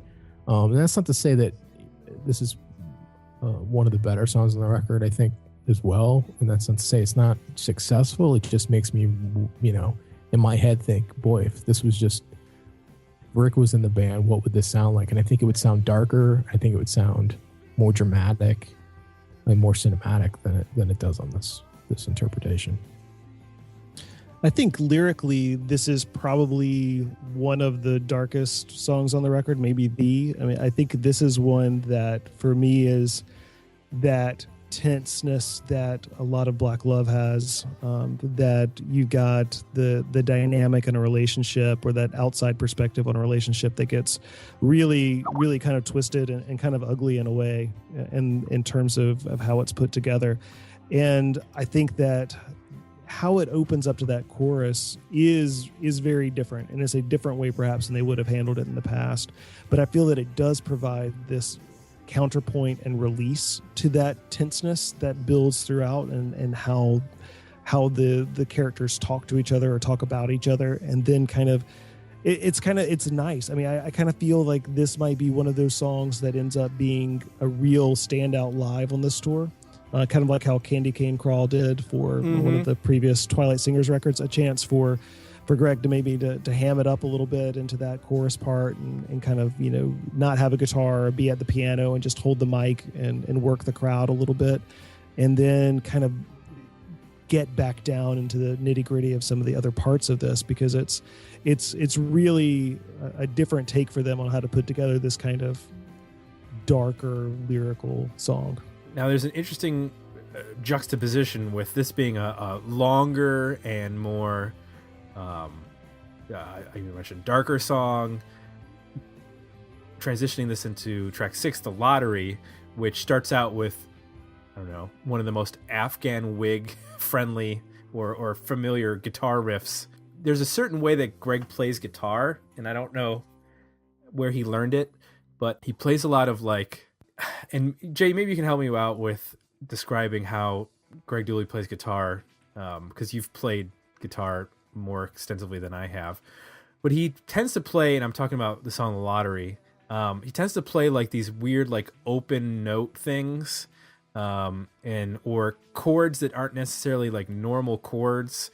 They're based around, I'm thinking of like Honky's Ladder as a good example. It starts out with like a basic like E chord, but then he throws in these like weird variations that are still basically an E chord, but he's kind of doing these like oddball fingerings. The Lottery sort of gets into that same realm. The interesting aspect of this song is you totally expect the chorus to hit when it hits, but it hits in a way that's completely different than I think you've heard most Afghan Whigs or Twilight Singers before, because it has like this sort of epic aspect to it with almost like this edge U2 guitar part with this delayed guitar part that's going on. It sounds like it could have been off of a U2 record. And then his vocal over top of it is much more direct than anything else on the record, really, in terms of like a blatant chorus. I was curious what you guys thought in terms of this being sort of a throwback, but then also a real divergence from earlier Afghan Whigs stuff. This is my least favorite song on the record for so many reasons. I guess and I mentioned this to Tim earlier before we recorded this, maybe a week ago. The thing that came to mind is Chinese Democracy. You're gonna be like, what is this guy talking about? Here's what I'm talking about. This sounds like there are so many like things dropped on this song that have nothing to do with the rest of the song, that are just like that, what you're saying, Tim, in that chorus, like where that delay guitar comes in. It just sounds so like session based, not in the room, not considered as part of the song, just like finding some, like, you know, with China Democracy, where it was like, oh, I like this guitar player, I'm just going to go get them and have them throw a solo on the song. And it has nothing to do with anything. You know, it's just like layer upon layer upon layer that just have no reference to one another and like obviously are not organically created together. They're just pieces and parts assembled. To me, this song screams of that, from the intro of like the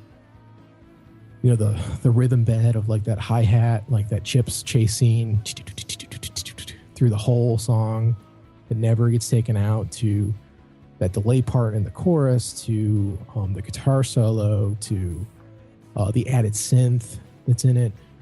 Just to wrap up my point on this is that, you mentioned his guitar playing, where he does choose, or at least phrase his chords in really interesting ways, where you hear all this dissonance. And usually one of the things that made the band really cool is that Rick would pull up on that dissonance. So those weird notes that Greg would play on guitar, he would kind of accent those. He would find those odd, almost like conflicting, notes that are in those chords that Greg would play, and they would sort of turn them into something that made sense. On a song like this, you don't even hear it because there's so many layers of other shit that, like, I don't even know it. By the time the chorus comes, I don't even know if Greg's playing guitar anymore. There's like 8 synths and a delay and 6 other guitar parts and strings, and you're like, okay. I mean, again, as a Twilight Singer song, I probably would think about it completely different, but in the context of this band, I'm just scratching my head. So this is a weird time to say this is probably my favorite song on the record, right? Wow. This is going to be our greatest episode ever. And for me, this is the one that, I don't know, kind of pulls a lot of what I really like about the Whig songs and a lot of what I really like about the Twilight Singer songs and puts them together. And I'm not going to say that they always meld perfectly well in this, but I feel like with this song, I'm getting what I want from both of those bands in a way, in one song.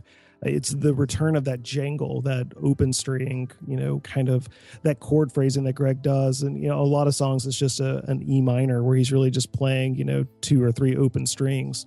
But it's the way he plays them and the way he puts it together that you get that shuffle from that I so associate with so much of that Afghan Whigs material. And I think for this one too, that scope of the chorus is going to lend itself to be interesting live. I did get that same U2 kind of vibe from it. But I think this may be the one that, becomes a show staple for the next 10 years if they're still playing, that this may be one of those songs that they keep playing and keep pulling out, because I think it does have so many of those aspects that maybe not Jay, but some other people might be looking for in this song, in this band, this version of this band to do. So for me, this was the one that I was kind of surprised was not the teaser track. I mean, this makes sense as a proper single. When I was listening to it for the first time, I thought, well, this is the one. This is the one they'll put out front. Interesting. I do find the lyrical choice of him singing The Lottery, it just still sort of like, it feels weird to me, just because that word, I don't think I've ever heard the word lottery in a rock song before. Well, I originally odd. thought about that short story, that I'm sure you guys probably had to read in high school too, about the town where they choose some kid to die. There's like the lottery to pick which one has to die to be the sacrifice. And so that's what I thought of when I heard it. And then you like look through the lyrics, you're like, well, yeah, that could very well be what the impetus was lyrically, or who knows, it could have been anything else. But yeah, I think if you're thinking about Powerball, that is kind of weird to interject. The Powerball. Yeah, that's a little different. Track 7, Canrova. For me, this is the most blatantly Twilight Singer song on the record, in terms of the way it's structured, in terms of the sonics of this record, and of this song. It's the greatest, I think, departure from any sort of sound of the Afghan Whigs, with this sort of acoustic, and then there's like this clean sort of guitar part that's going on, which doesn't sound like anything off of a Whigs record that I can think of. I like the way that the song builds and grows into this much more epic track, and I think that that's one of the things I've appreciated about this record, and what I appreciated about Dooley's, I mentioned this being the most Twilight Singer sounding song. What I think he really became good at with the Twilight Singers is creating these crescendos. you mentioned Candy Cane Crawl. That's one particular song where I think it has this great crescendo to it.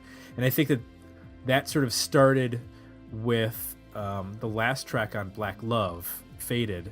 I don't think that there's a song that crescendos in such an epic way that prior to Faded. I think, you know, they did some songs where they did some builds and stuff like that, but in terms of like creating this like epic build up and of tension and then release, Faded is really where you get that, and it doesn't really happen on 1965. It's just not the record for it, but there's throughout the Twilight Singers catalog, and then in this record with specifically with this song and another one we'll get to, I think it shows off that development of that skill where it's easy to just keep layering, as Jay mentioned, instruments on top of each other, but to actually create this sort of like tension within the lyrics and the songwriting and the delivery and the melody and all that sort of stuff, it really it's a lot of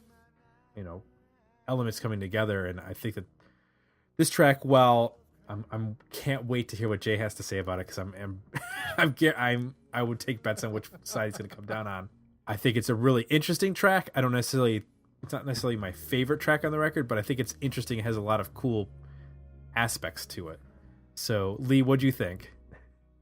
Well, I mean, this is the token car song on the record, right? I mean, this is the one, the car has been a really crucial metaphor, I think, for Greg, and in the second chapter of his songwriting career that we've been in through those Twilight Singers records. And it was nice to see that part of it make a reappearance. And I think too, with this song, like you said, it's very different than maybe what a lot of people would expect from an Afghan Whigs record. And, I think that this is a record where the whole idea was to put it all on the table, to do what they want to do right now, to not try to, make those same sounds, to make those same songs all over again, and to get onto vinyl what they really feel is their current, muse and inspiration, and to make the biggest scope sonic record that the Afghan Whigs in 2014 are going to release. And this song plays into that.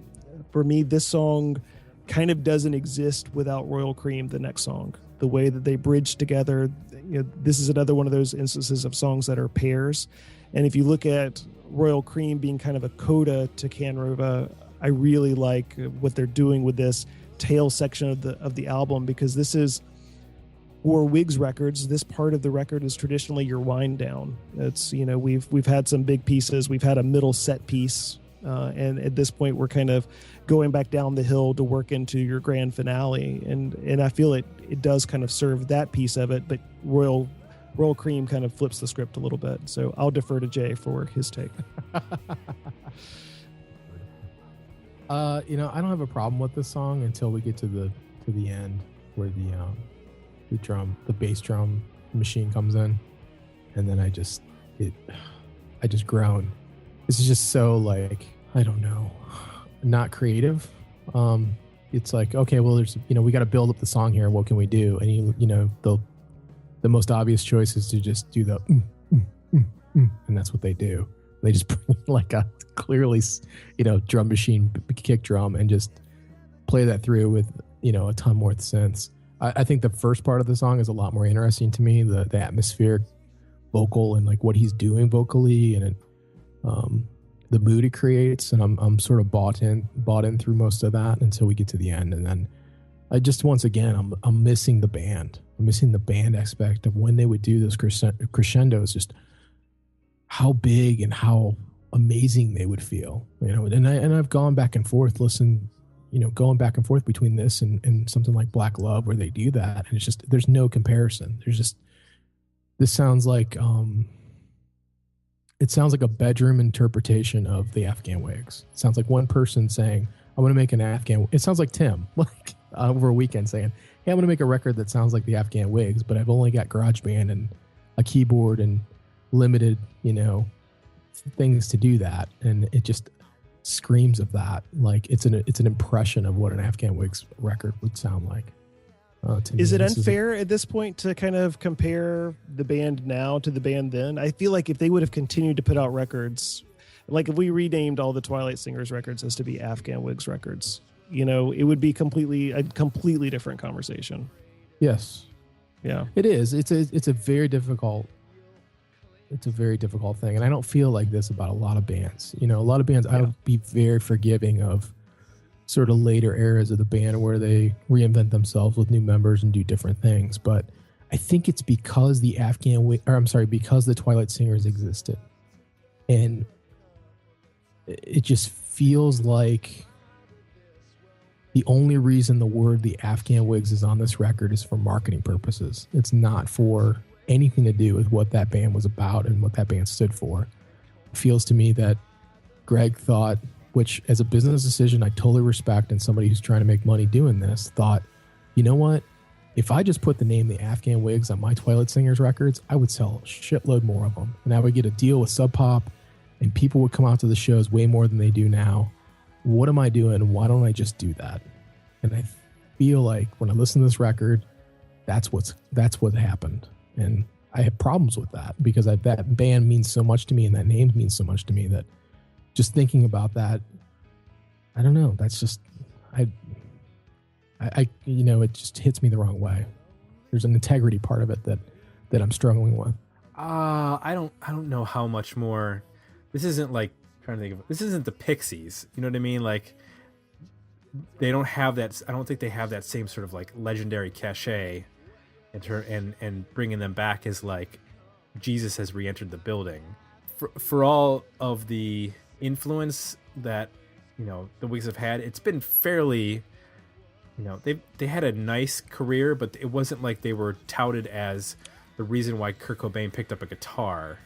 Well, no, but I guarantee you they sold a hell of a lot more tickets to the Afghan Whigs tour than he was selling to the Twilight Singers tour, and the Twilight Singers were not on Sub Pop. At the end of the day, like the dude's trying to make, he's trying to earn a living, and I totally respect that, and I get what he's doing. But, to review the record, I'm just, just the way I see it. It's, it's not, it's his best attempt to do a Whigs record without Rick McCallum and with what he has available to him. That doesn't make it a Whigs record to me. That's the problem for me. It's just, I'm not saying that they're Nirvana for God's sakes, but I am saying that name sells a hell of a lot more tickets than the Twilight Singers does. Maybe I don't have any facts to back that up, but let's go to poll. And in all fairness, the last Twilight Singers record did come out on Sub Pop. Oh, did it? Okay. Yeah. Well, there you go. As did the Gutter Twins record. Anyway, track 8. You guys mentioned what your favorite songs were. Lee, I think you said The Lottery. Jay, you said Algiers. Track 8, Royal Cream. This is my favorite song on the record.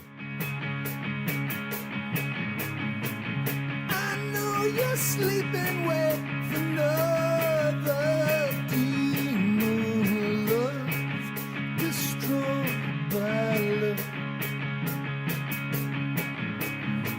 And I know you couldn't care because where legion love doomed by love.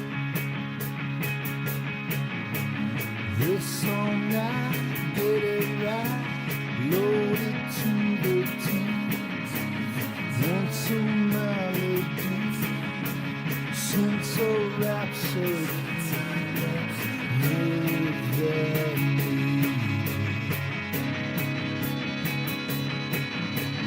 Live there me.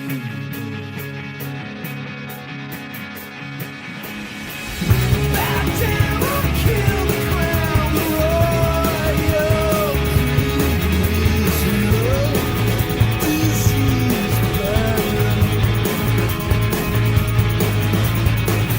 Come back and let it ride upon the tree.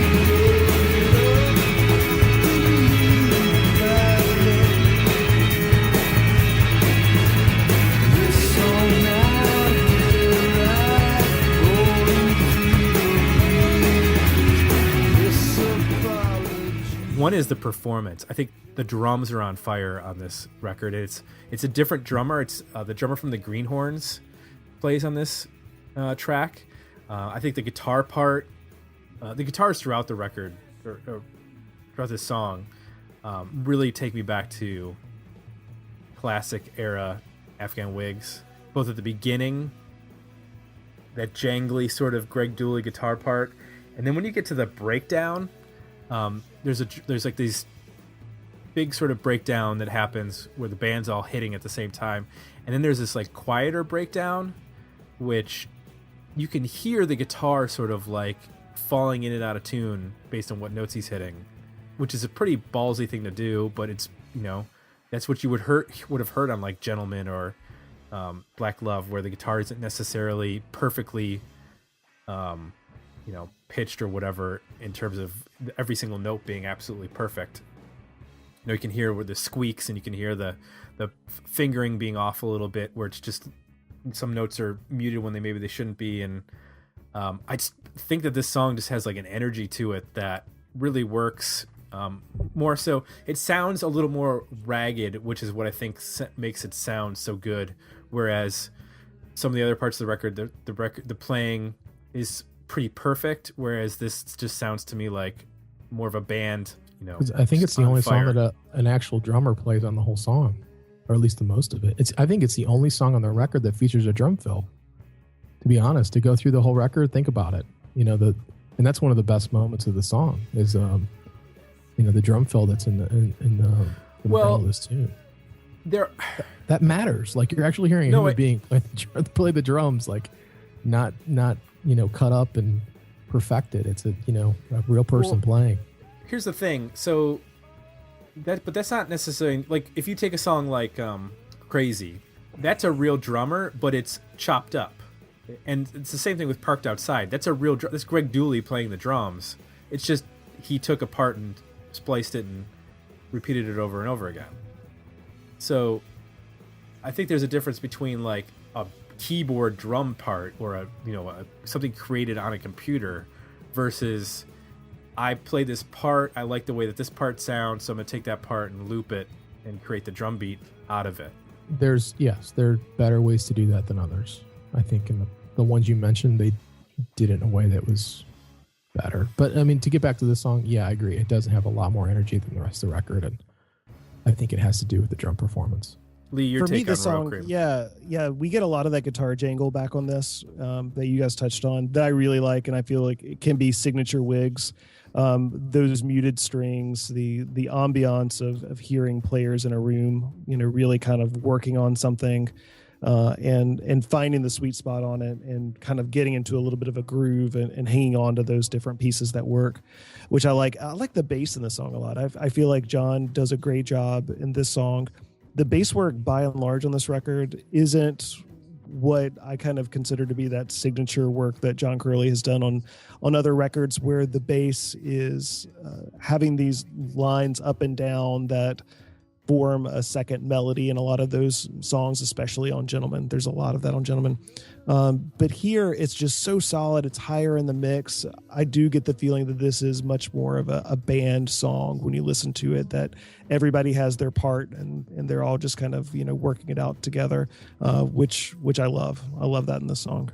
And this pairs well with track 9, I Am Fire. It's basically, it's what I think of as like two parts of the same song. That ending drum part leads right into this next track. It reminds me of, like, say, on the first Twilight Singers record, of like Love and Annie Mae going one into the other. But it's a completely other like take on this sort of rhythm. Sounds like it could have been a Twilight Singers song, in that it's completely built around the rhythm, some acoustic guitar. Actually reminds me a lot of that first Twilight Singers record with like Annie Mae and the looped drum part.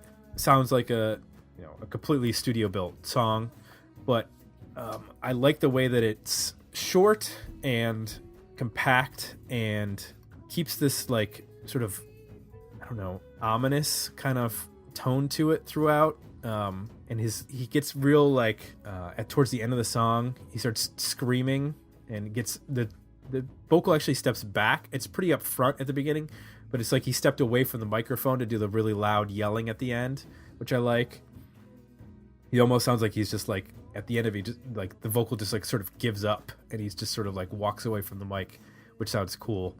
I don't know if that's what's really going on, or if they just sort of added a bunch of reverb to get that effect. What would you guys think about I Am Fire, Jay? I'll keep it short. It's obvious that he was a fan of Gwen Stefani's Hollaback Girl because he used the drum beat from it. He didn't interpret it. He actually just went ahead and used it. At least the exact sounds from it. Okay. For me, that beat in this song is all about that rhythm for me. And it reminds me of, kind of, it does, and I did not think of Hollaback Girl at all, but for me, it kind of reminded me of that high school desk when you kind of would beat out a rhythm on a desk, kind of going between the palm of your hand and your knuckle. And there's that real kind of primal tribal bit to that, which I'm sure worked its way into band music and everything else. But there's that propulsiveness to it from that beat. And the way the vocals are handled is pretty interesting. There's a lot of doubling in this that are really closely together with little divergences here and there that I think is interesting. Again, just another technique, another tool they're bringing out to try to change the scope of this record and make it a bigger, more different record for them. And then the last song, These Sticks. You thought me easy.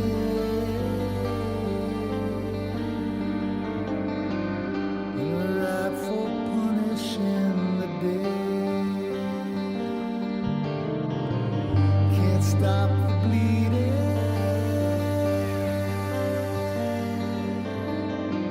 It all starts coming round again. Tiny sticks around my heart. Be here when it blows apart. They see love, but let's pretend that it's easy to forget.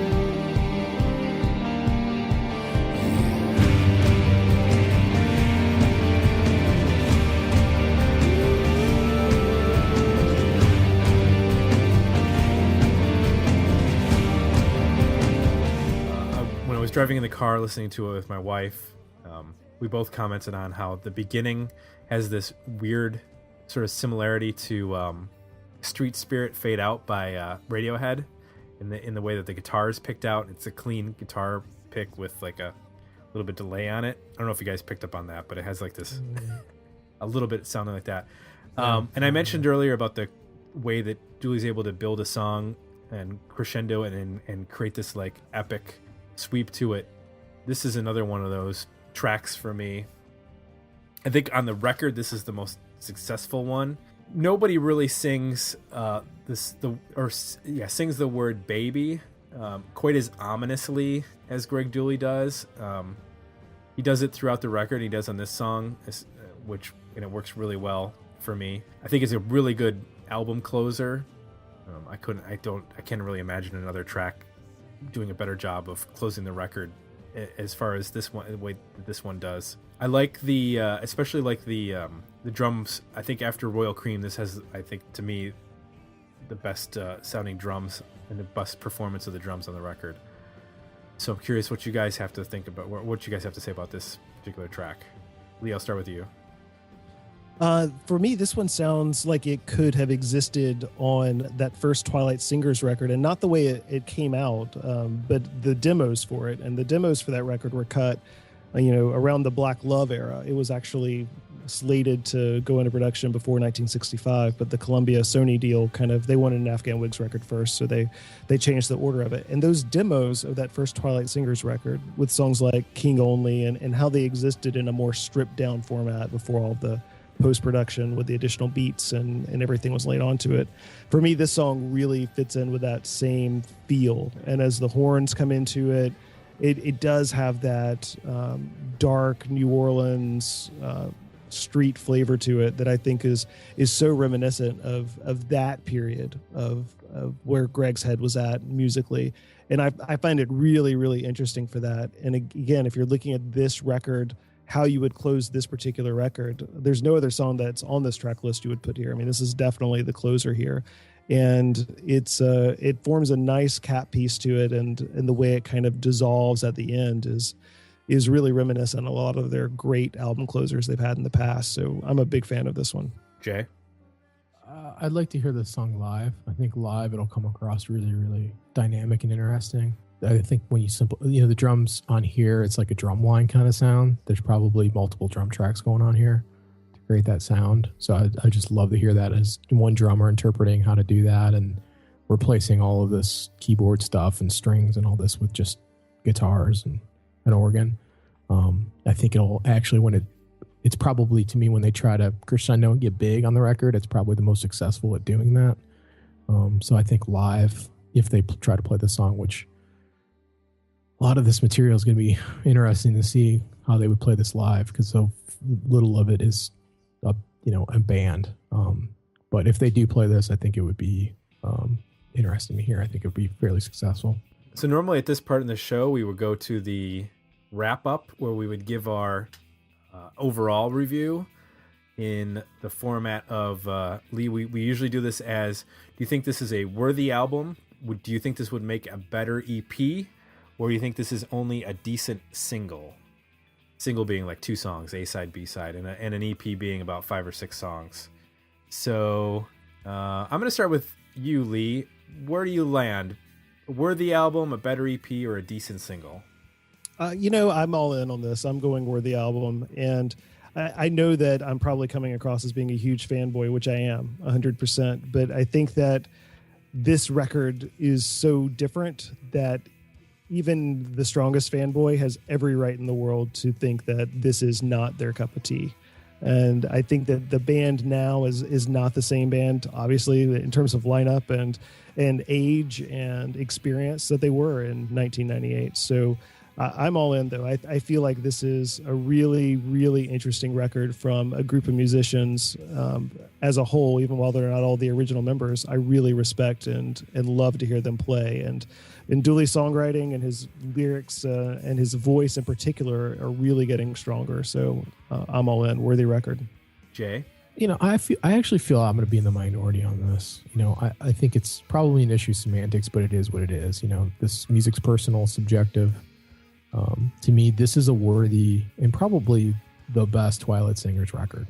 Unfortunately, I just don't see it as an Afghan Whigs record. It's just missing the key elements that I identify with being an Afghan Whigs record. And I think each band sort of has, for all of us, has, those couple of things that just have to be there to be that band. Otherwise, it's just, just a name on a album cover. We could probably go through every band that's existed and try to identify what those core pieces are. This record just lacks that. But I think the songs are good. And I think, in terms of a Dooley, project and a Twilight Singers project, I think it's worthy. Let me ask you guys this before I give mine. Do you think there's any point to this being called the Afghan Whigs or being a Twilight Singers? At this point, shouldn't it just be Greg Dooley? Because he's the songwriter. He's the guy who's writing most of the guitar parts. He's even writing the drum parts. He's writing all the lyrics. Is there really a point to even dividing those things up anymore and calling them, band names? Well, when I heard that McCollum wasn't on the record, my hope was that Curly had such a huge part in this that it would sort of make sense. But the fact that, really Royal Cream is the only song on the record where at least first blush you can say, oh, that's him playing bass. I'm left with one song on this record where I can hear any other member. So I totally agree with you. I mean, I don't even see the distinction between Dooley's solo record and the Twilight Singers. Why not just call it Greg Dooley? It's just, you know what I mean? Like, I think it's all good material. I think some of it's better than others, but none of it is the Afghan Whigs, so. Yeah, I mean, I love music, and I think that semantics are important. I get really passionate about a lot of different bands, and when it comes to bands carrying on names without members and that sort of thing, I do take offense to it a lot of times. But with this, I think ultimately calling it an Afghan Whigs record means that Greg and John want to play music together, and why wouldn't they call it the same name of the band they were in for all those years? And it makes total sense to do that. And And sure, there are people that have changed the lineup along the way from their early days, but it makes sense to be the Afghan Whigs with those guys are involved. Well, I'm giving this a worthy album. It's not a perfect album, and I don't think that this topples any particular Whigs record in terms of, this is not better than Gentleman or 1965 in terms of, or Black Love in terms of being, my favorite records. But to me, this continues the streak of, I don't think that the Whigs or Greg Dooley have made a bad record. There isn't a record that I go, I can't listen to that record. There's no Metal Machine music. There's no, you know what I mean? Too soon. That's sorry. There are albums by bands that I really, really, there are bands that I really, really love that have made albums that I really, really can't stand. This is a band that has, and Greg Dooley is a songwriter and a performer that I have yet to have receive an album or an EP or whatever where I haven't enjoyed it in some way, shape, or form, which is a pretty, considering how many records he's put out, either with the Whigs and the Twilight Singers and the Gutter Twins and his solo stuff, that's a pretty strong track record. So I feel like his quality control is pretty high, and his songwriting, while it has evolved and changed, has remained consistently consistent. That's a way to put it. I don't know. That sounds like an odd way to put it, but this is what I expected, but I was also surprised, is a way to, I guess, wrap this one up in terms of my opinion on the record. After that Usher thing, I was like, well, anything can happen, but I know it's going to sound like some combination of the Whigs and the Twilight Singers, and that's essentially what I feel like it ended up being. And Jay, your comment about this being the best Twilight Singers record, that may be true. I still think Powder Burns is my favorite Twilight Singers record. I don't know if this beats Powder Burns as being the best Twilight Singers record, but as far as combining those two camps, almost needs to be its own category, I think, in terms of having, the Twilight Singers personnel and the Whigs personnel on the same record. So that's it. You get 3 thumbs up, although with Jay's thumbs up, I'm still confused. There seem to be a lot of reservations with that thumbs up from Jay. Well, you asked me if it's a worthy record. Yes, it is a worthy record. It's not an Afghan Whigs record. So for those who care, and that's my opinion. My opinion is it's not an Afghan Whigs record. It's a Twilight Singers record with the name Afghan Whigs on it. So that, to me, holds a whole other criteria. And that's why one of the reasons I think Tim and I have avoided doing bands that we really, really, really love. A lot of this show the last 3 years has been discovering new bands we didn't hear of, or albums that we sort of were interested in. We're going back and checking out to see if they're, how they hold up. We've kind of avoided doing, the holy grails for us. And this is one of the reasons, because they take on a whole other meaning. It's just not something casual that, you heard and you kind of love for a little bit. I mean, this band, I know for me and probably for Tim, it is a transformational band for us. They opened our eyes to a whole other aspect of music we didn't know existed, and inspired us creatively, and so it just carries more weight with it. So when you ask me about the record, what I think of it, I think it's a worthy record. Is like Tim said, I agree. I don't think he's ever put out anything that's, even some of the weird singles and side things he's done, it's always compelling, and it's always it's always quality.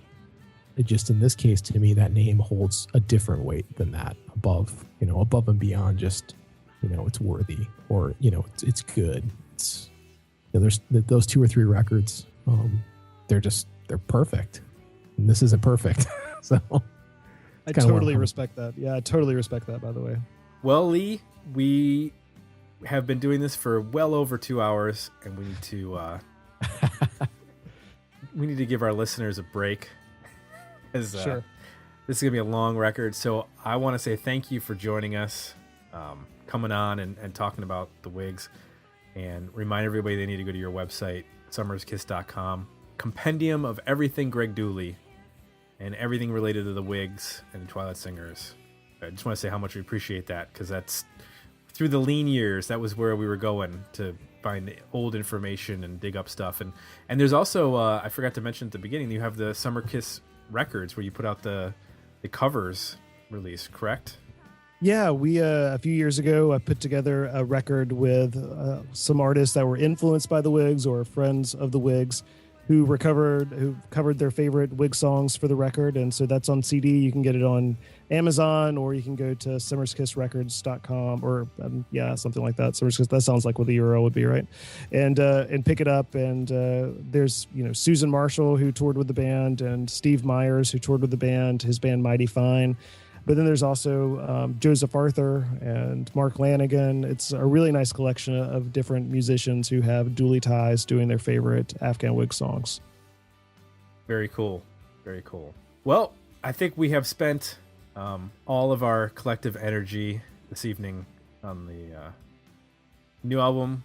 We'll be returning to our regular old reviews from 15, 20 years ago next week. But again, I want to say thanks to Lee when the Whigs put out their next new record in it was 16 years since the last record, so we're talking about 2030 when the next Whigs record will probably come out. We'll have you back on again. I'll talk to you guys before then. It'll be before 2030. Thanks a lot for having me on. I appreciate Absolutely. it. All right. And if you like what you heard on this episode, please be sure to leave some positive feedback over at iTunes. And, of course, if you want to request a review for a future episode, head on over to digmeoutpodcast.com and hit our request a review page.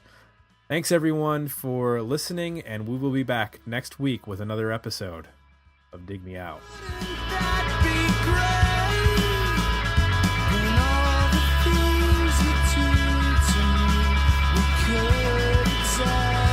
Join the conversation about this episode at digmeoutpodcast.com, where you can find links to our Facebook page and Twitter feed, as well as links to our request a review and merchandise pages.